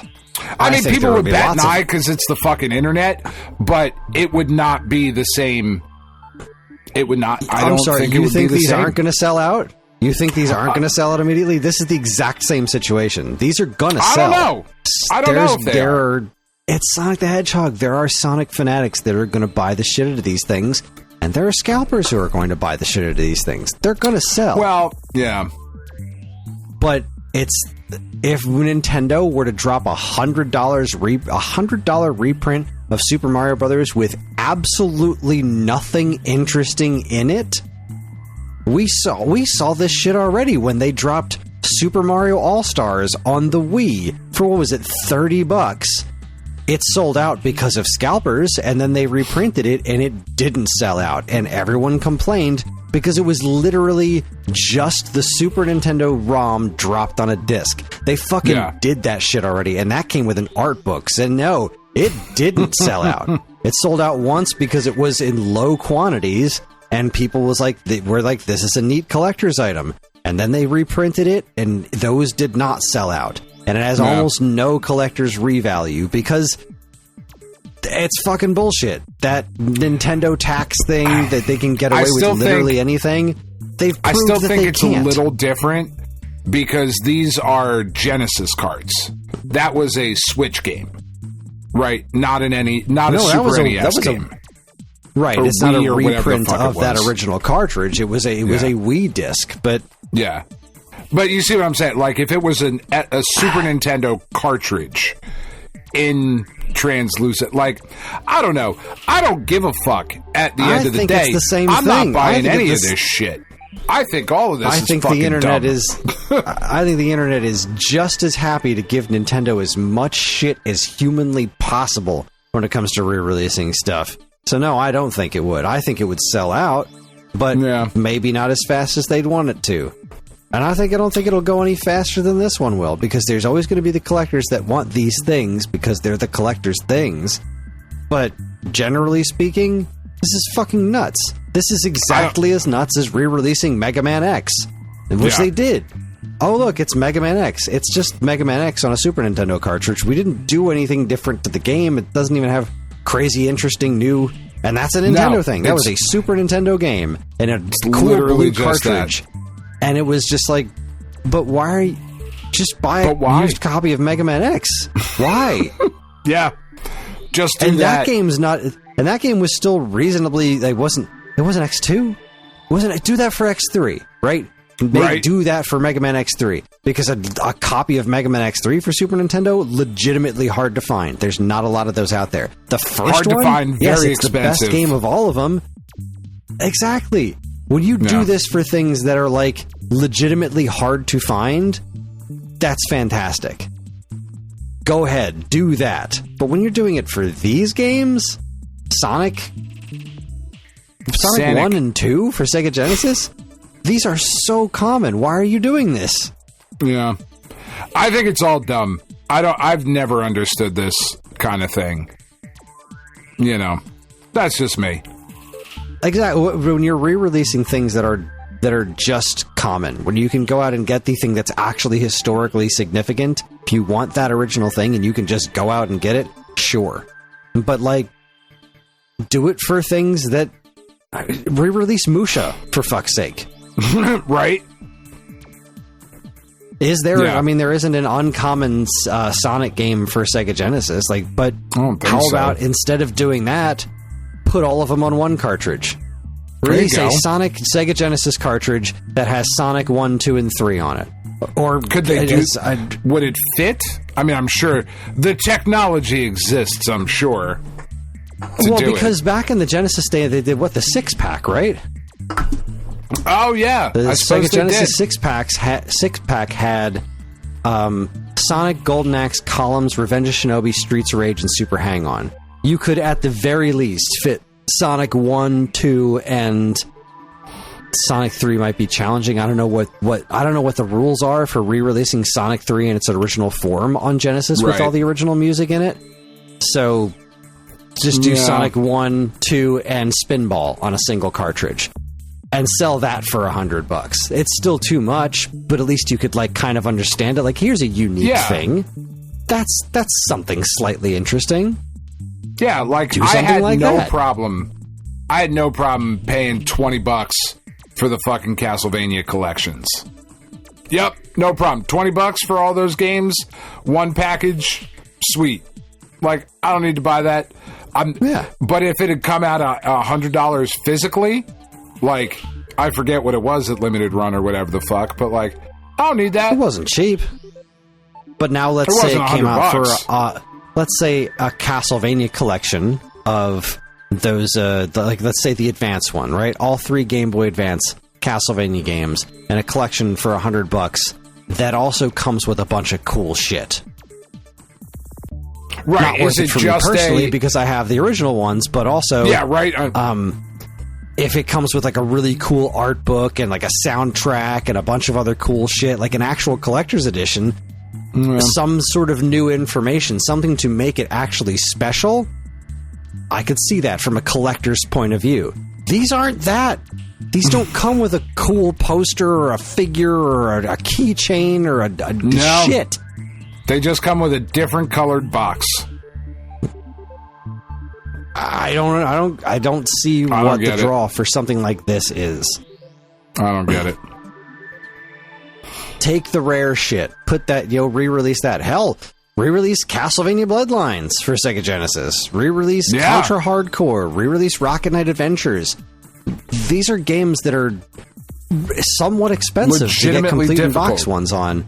Do that shit. Re-release those ones. Make those easier. Like, because, it's not going to be the same as owning an original copy CIB, but it is a copy CIB, an official, complete in box copy of this game. It's the next best thing. It's an interesting way to do it. Old man yells at Cloud.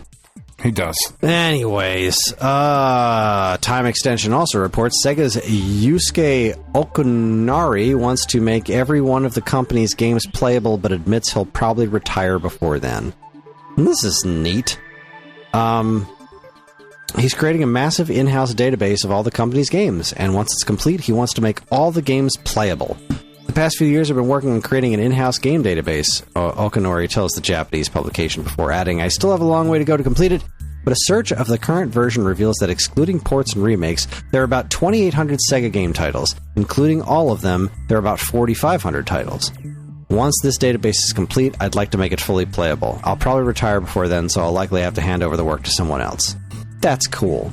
Do that. I thought it was cool. Yeah. Right? Wanting to preserve your company's history. I thought that was awesome. I like that. I know you started the show saying John was very upset that he was not able to finish Deltarune Chapter 5, which came out yesterday. Came out June 24th as a free update for anyone who owns the base game. And Polygon reports that Deltarune creator Toby Fox quietly reveals that Chapter 6, they are aiming for a 2027 release. So they don't say when in 2027, early release, late release, we don't know. Just says we're aiming for a 2027 release. So tell John he's got about a year. If he needs some time to finish it, it'll be okay. I did. I talked about this. He said, I won't be able to play Chapter 6 unless I can beat this. And I was like, Chapter 6? Toby Fox just said it's not coming out until 2027. You've got time. You've got some time, bud. A day. You sat here and marathoned this thing all day. It's been a day. It's fine. You should have been in school. If you can't beat the final boss of this new game that came out today, the day it came out, it's okay if it takes you a couple of tries to get through this boss. But all the streamers beat it, Kris. They sure did. Dude, I mean, look. Get a grip. Penn went over her friend Cash's house, and a bunch of them got together, and they marathoned it yesterday, and they got all the way through it. And I think that's awesome. I think that's super cool. They're also 17, 18, 19 years old. Mm-hmm. You know? They're old nerds. Here's what else I know. We've got so much more news, and it's already almost 10:30, and I have work tomorrow. So we gotta cross some shit off the list here. Kingdom Hearts quietly changes their cover art after accusations of AI art. I don't know what's going on there, and honestly, I don't care. Sega's got 2 new game collections coming out for the Switch, a bunch of old Sonic games and a bunch of new Sonic games. They seem like a pretty solid deal. I don't know what's going on physically, and I don't care. Sega confirms, I hate this one, Sonic Frontiers on Switch cannot be upgraded to the Switch 2 version. Why, you bastards? Because fuck you. Because fuck you. I think the only thing here that we really need to talk about is Grand Theft Auto. Besides the one thing I put in the strange and unusual category, and I'm not going to say anything about it. Not a single thing. Just going to read the headline. Arnold Schwarzenegger AI game is an Amazon Luna exclusive. Do with that what you will. Grand Theft Auto. Quote, this is even worse, Nintendo Life reports. GTA 6 Code in a Box reveal reignites game keycard debate. GTA 6 is coming out. It's going to be an $80 game for the base version. There is no physical version. As in, there's a physical thing, but there's no game in it. It's just a code in a box. They are not putting GTA 6 on physical media as far as we know. There's rumors they'll do it again in the future, and they're just doing this up front to avoid leaks and yada, yada, yada, blah, blah, blah. It's going to come out physical in, like, the summer following the digital release, and people are going to buy it all over again because GTA people are fucking crazy. GTA people and Nintendo people share a specific level of crazy that I respect, but don't quite understand. One thing that they say right now that it coming out on a piece of physical media is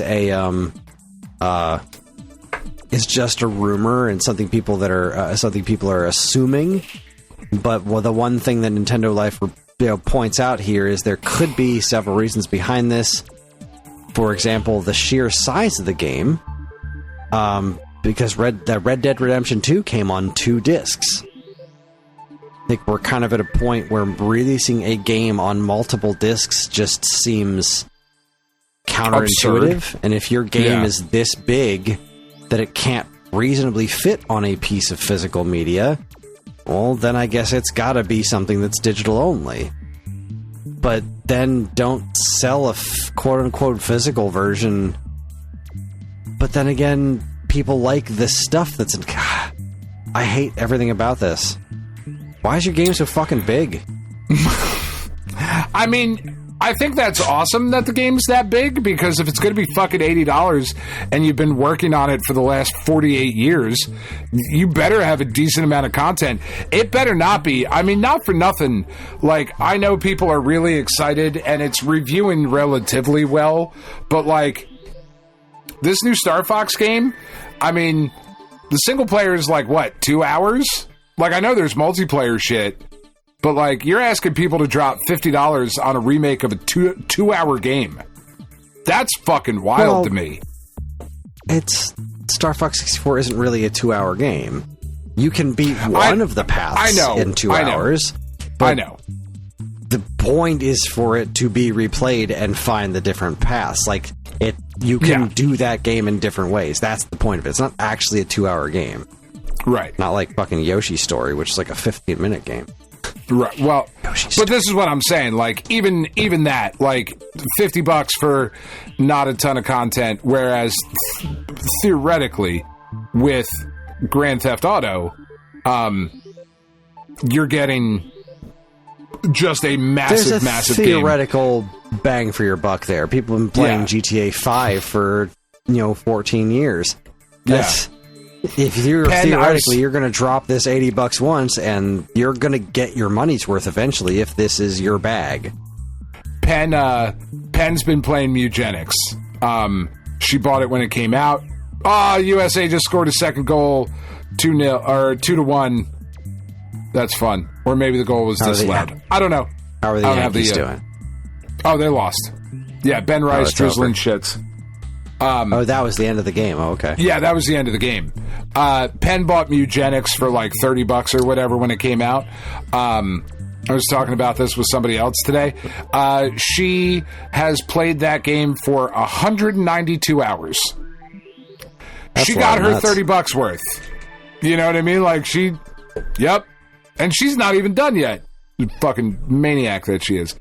But anyway, I don't know. It's late, so I don't want to spend too much time on this. I kind of get it. There's this weird disconnect with buying a ton of stuff digitally where, like, you almost forget that you have it, right? Because you don't have that physical, like, reminder of it in front of you. That's obviously not something that's going to happen with Grand Theft Auto. Like, you buy that game, you're not going, oh, fuck, you remember I bought GTA 6? Shit, I haven't touched it yet. Like, that's not the market for it. But I kind of understand the want for a case, I, again, think it's dumb, but, I think Grand Theft Auto is dumb.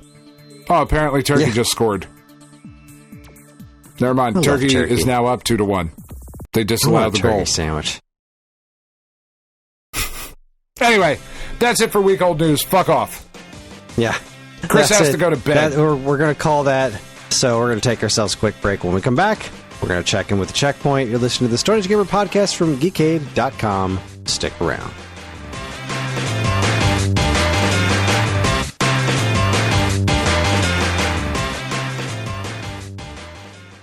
Hey, I'm Ryan. And I'm Andy.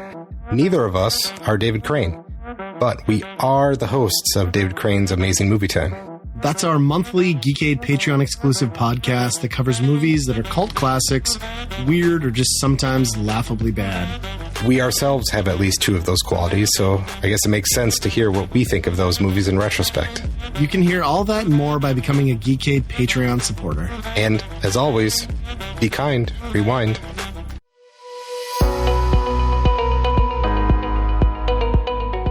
Hi everyone, Kris here. Podcast listening is free, but podcast creation is not. That's why the Geekade Patreon exists.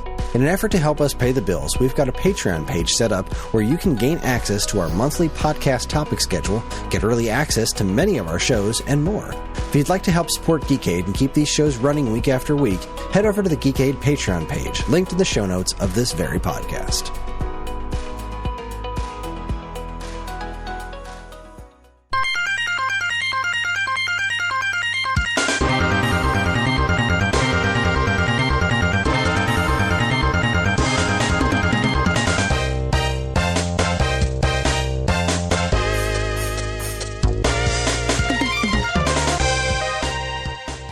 All right, you ready?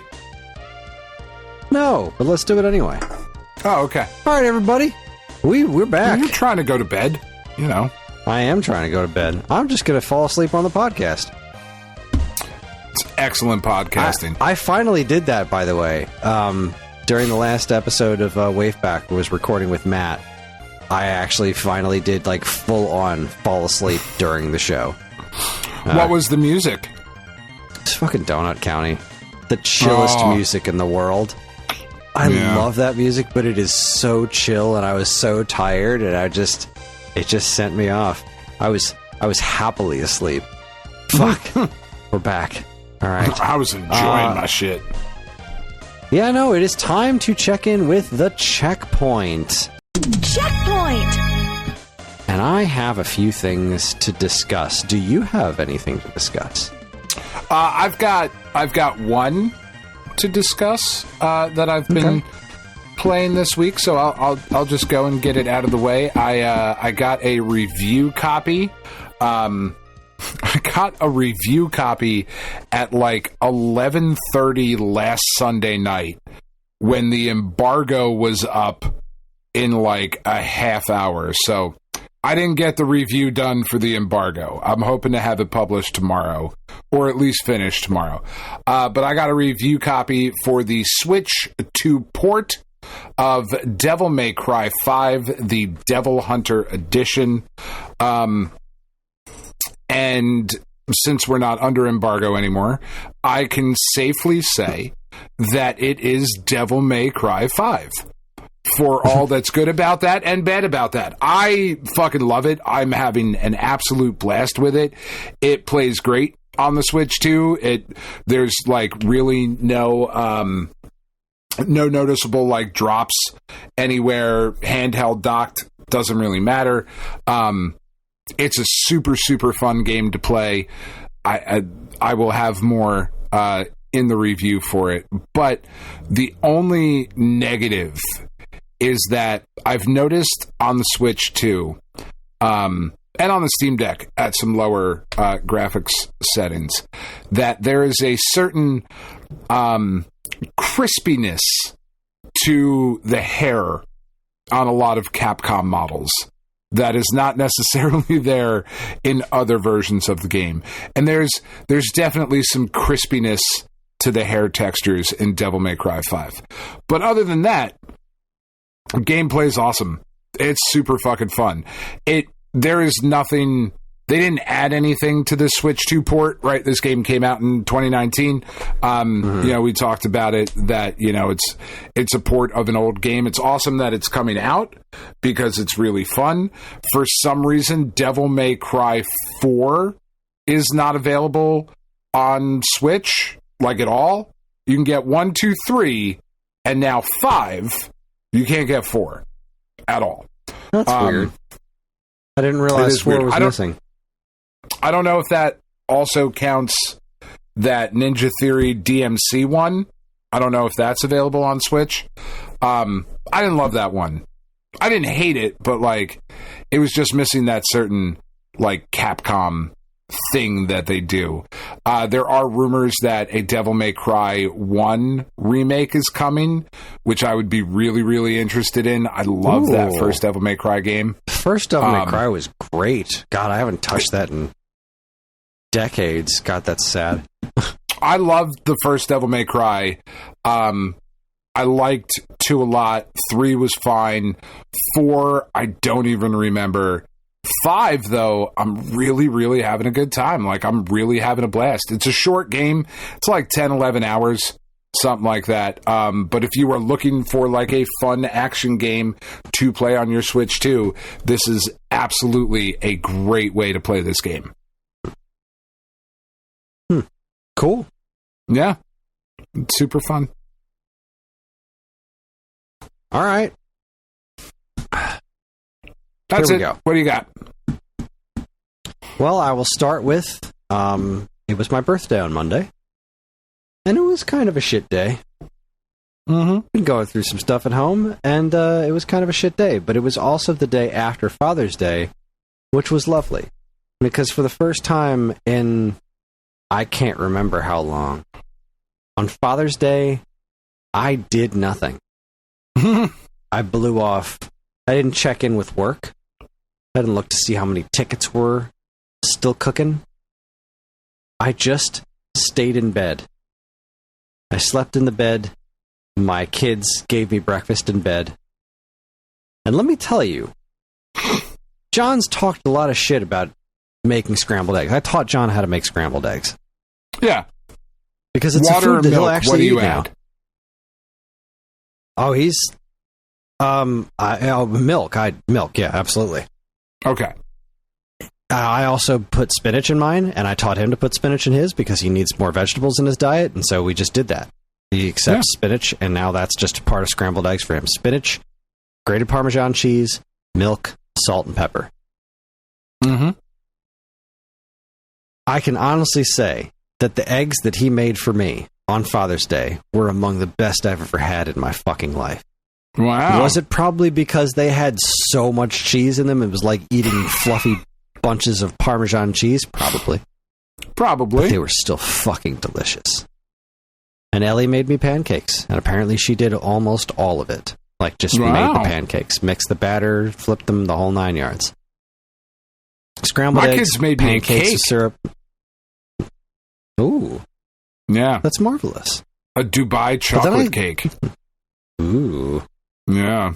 I stayed in bed. They all pitched in to get me new sandals, which haven't shown up in the mail yet, but they saw that my sandals were falling apart, and they know how much I love wearing sandals, so got me new ones. And I stayed in bed, and I watched Mystery Science Theater. And then I fell asleep watching Mystery Science Theater. And that was really a thing. That was a day of just blowing off all responsibilities and relaxing. And it was the most relaxed I had felt in a very long time.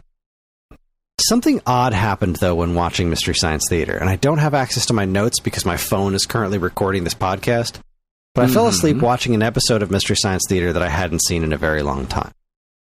Just quick rewind. I have come to really appreciate the saying, holy cats. Instead of holy cow or holy shit, I find holy cats to be completely fucking ridiculous. I first heard this from my friend Erica, who said it, and it cracked me the fuck up because it was so absurd.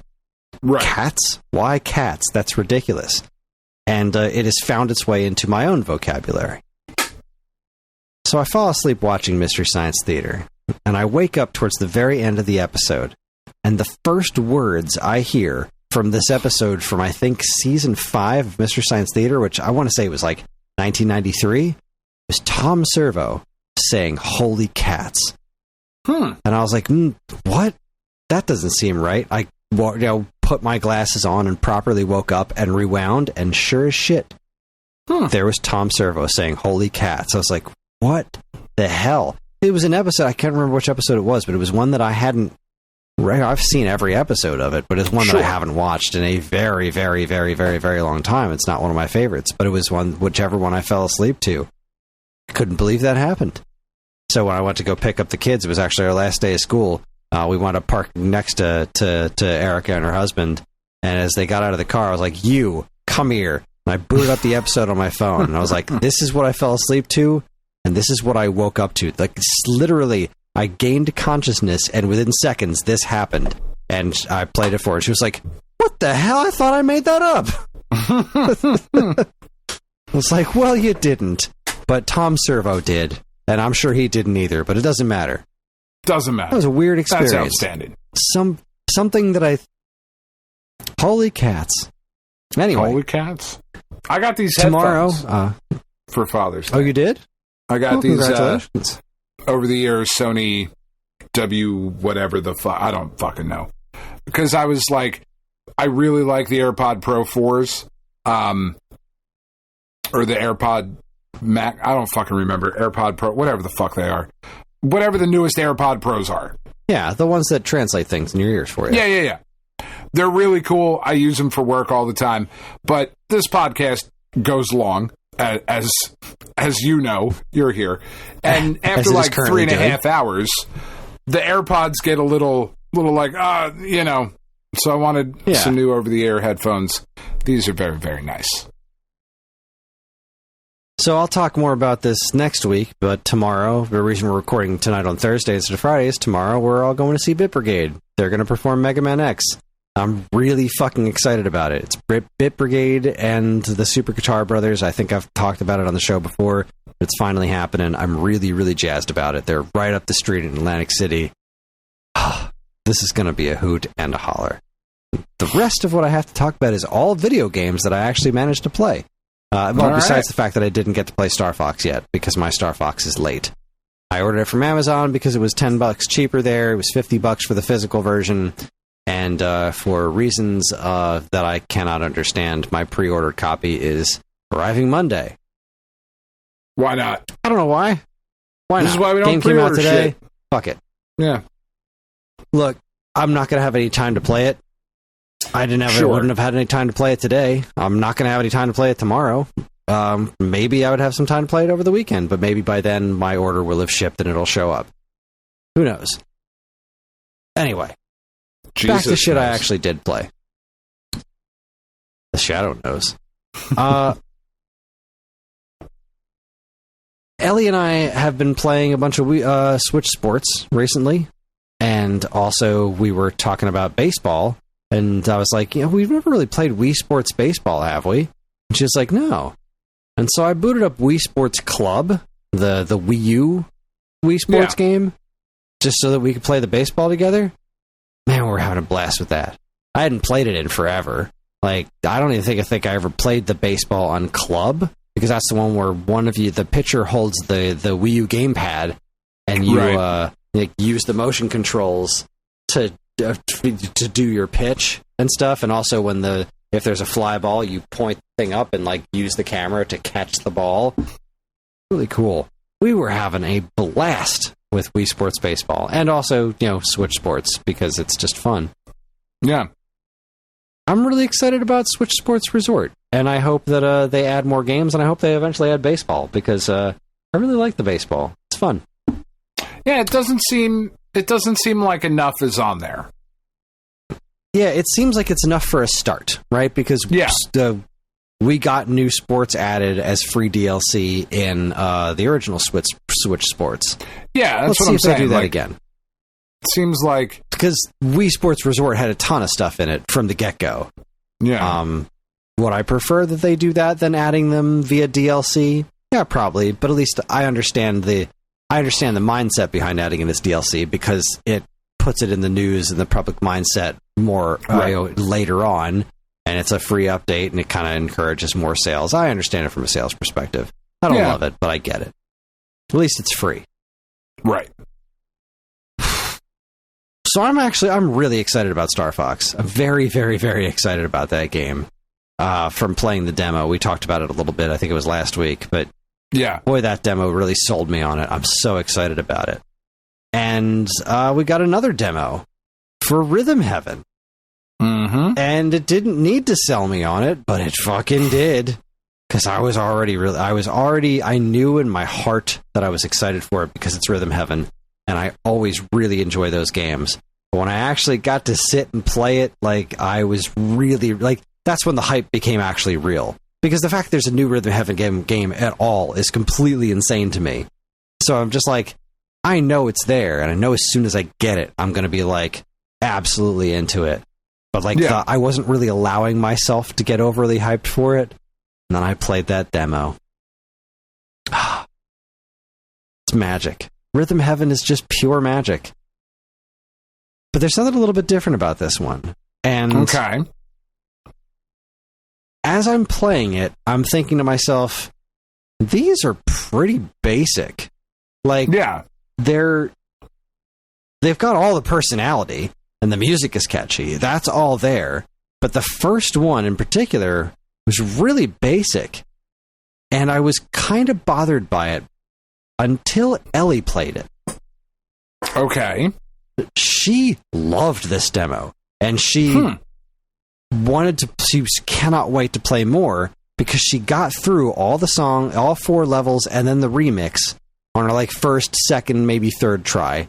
And then she finished all of them with, like, they don't call it superb anymore. It's awesome. The high scores on all of them. She's really proud of that. It's like, all right, well, let's go downstairs and play more Rhythm Heaven. Yeah. So I booted up Rhythm Heaven Fever on Wii, my favorite one.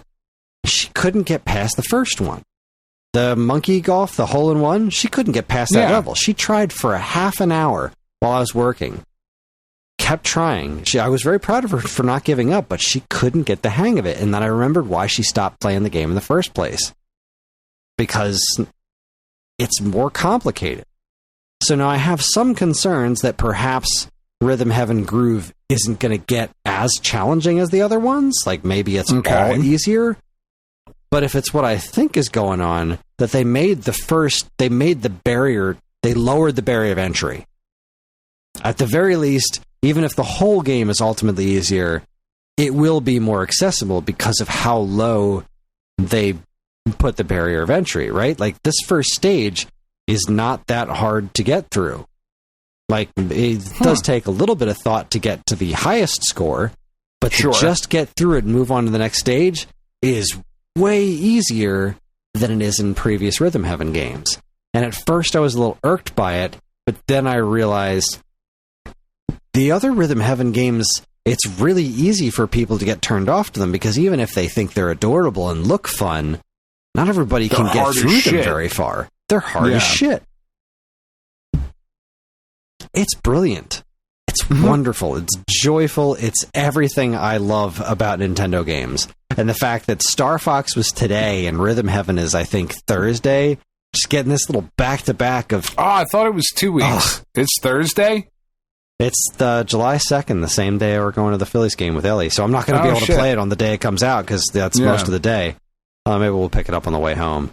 I didn't pre-order that. I'm just going to buy it from Best Buy. Although I should probably pre-order because I don't know how many they're going to get. So maybe I'll pre-order just to make sure I get one. Boy, oh boy. Rhythm Heaven's magnificent. Good. I'm so happy. I'm really, really excited about both Star Fox and Rhythm Heaven. It's really nice to have that. But also... Yeah, I definitely... I plan on picking that up. Because, like, as much as I don't love Star Fox, like, it's never really been a huge thing for me. I'm interested, you know, in this new one. I don't love it for $50, you know, because I mean, but shit costs what it costs, so whatever. But if Rhythm Heaven is next week, price for Star Fox, I think that's a great price for Star Fox. But yeah, Rhythm Heaven's next week, and that one's only Rhythm like $30. Heaven is next week, I'm not fucking getting, you know. I'm not getting Star Fox. Yeah, physical Rhythm Heaven is $40. A steal at twice the price. Yeah. Yeah. Abso-floggin-lutely. Abso-floggin-lutely. Belmont's Curse is later this year. God, I hope the Switch version's good. I want to know why it's been delayed, and I want to know why there isn't a fucking Switch 2 version. Or if this is going to be like Ninja Gaiden, where it's just like, put the Switch 1 version in your Switch 2 and it'll run better.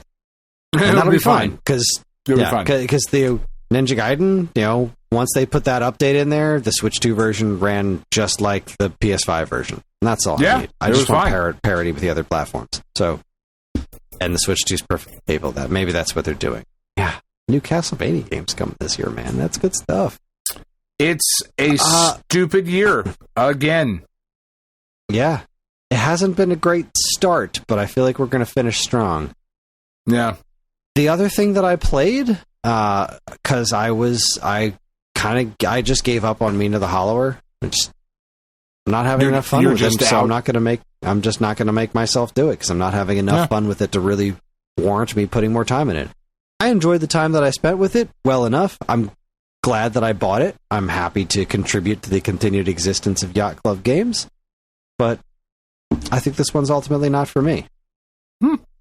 So I was trying to think of what to play next, and John convinced me to finally jump into Deltarune.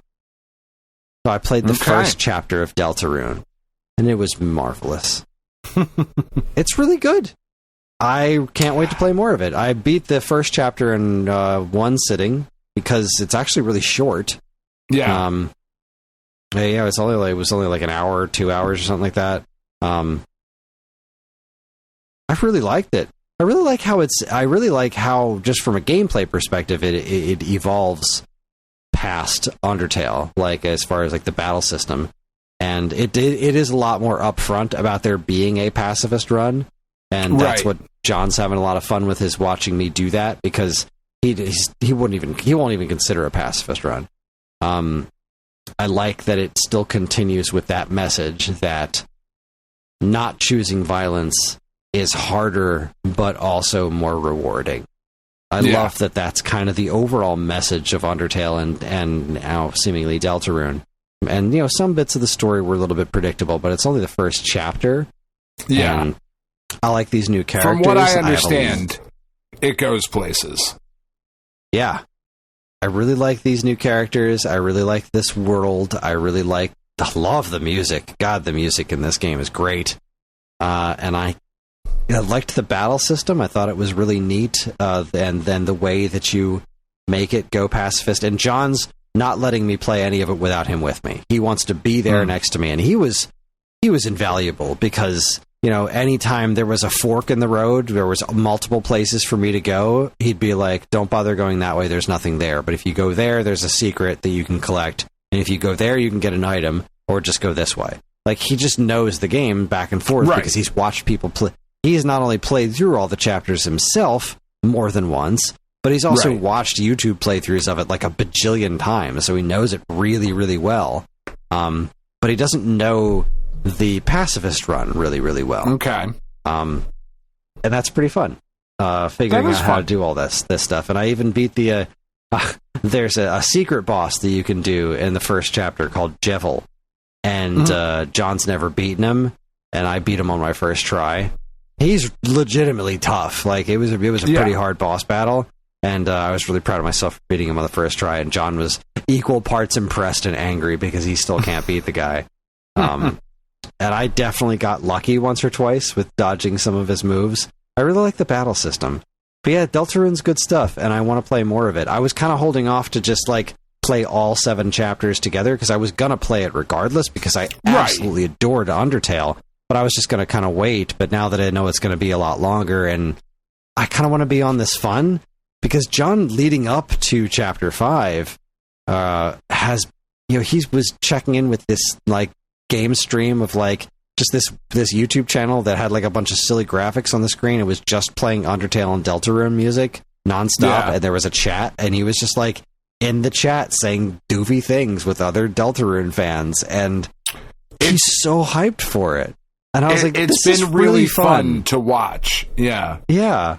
I miss being this kind of hyped for a game. And I'm not this hyped for it. I'm excited to play it, but I'm not this hyped for it. But it's really fun to be there with him being this hyped for it. I love being hyped for games, and I haven't felt this way in a little while. It's been a rough year for me in a number of ways, but also gaming hasn't been talking to me the way that it has. just this year, there's been a lot of legitimately great games, but not my kind of great games. You know what I mean? Like, yeah, the games that really speak to me haven't been happening this year until right now with Star Fox and Rhythm Heaven are kind of the first, Bubsy happened, but like, what else have I really played so far this year that's been like, yes, this is my shit? I honestly can't remember what else has happened this year, but it's so different to me. Like, this year I finished more games by this point of this year than I have in probably the last decade. Like, it's fucking nuts to me. Yeah, it's a lot of the games that have been happening just haven't been my cups of tea. I just lost your audio completely. Is that me? Oh. I hope so. No, I can't hear you at all, Kris. Why can't you hear me? Did you touch something? My recording is still going. You can hear me, though? I can hear you. Okay, I can read your lips. I just saw that you said I can hear you, and also, the head nod was fine. That's fucking weird. I can't hear you at all. My battery, I still have 50% on my headphones. I'm not muted. I can still hear you. Everything's fine. That's weird. All right. Fuck it. End the show. I was done listening to you anyway. Apparently. Fair enough.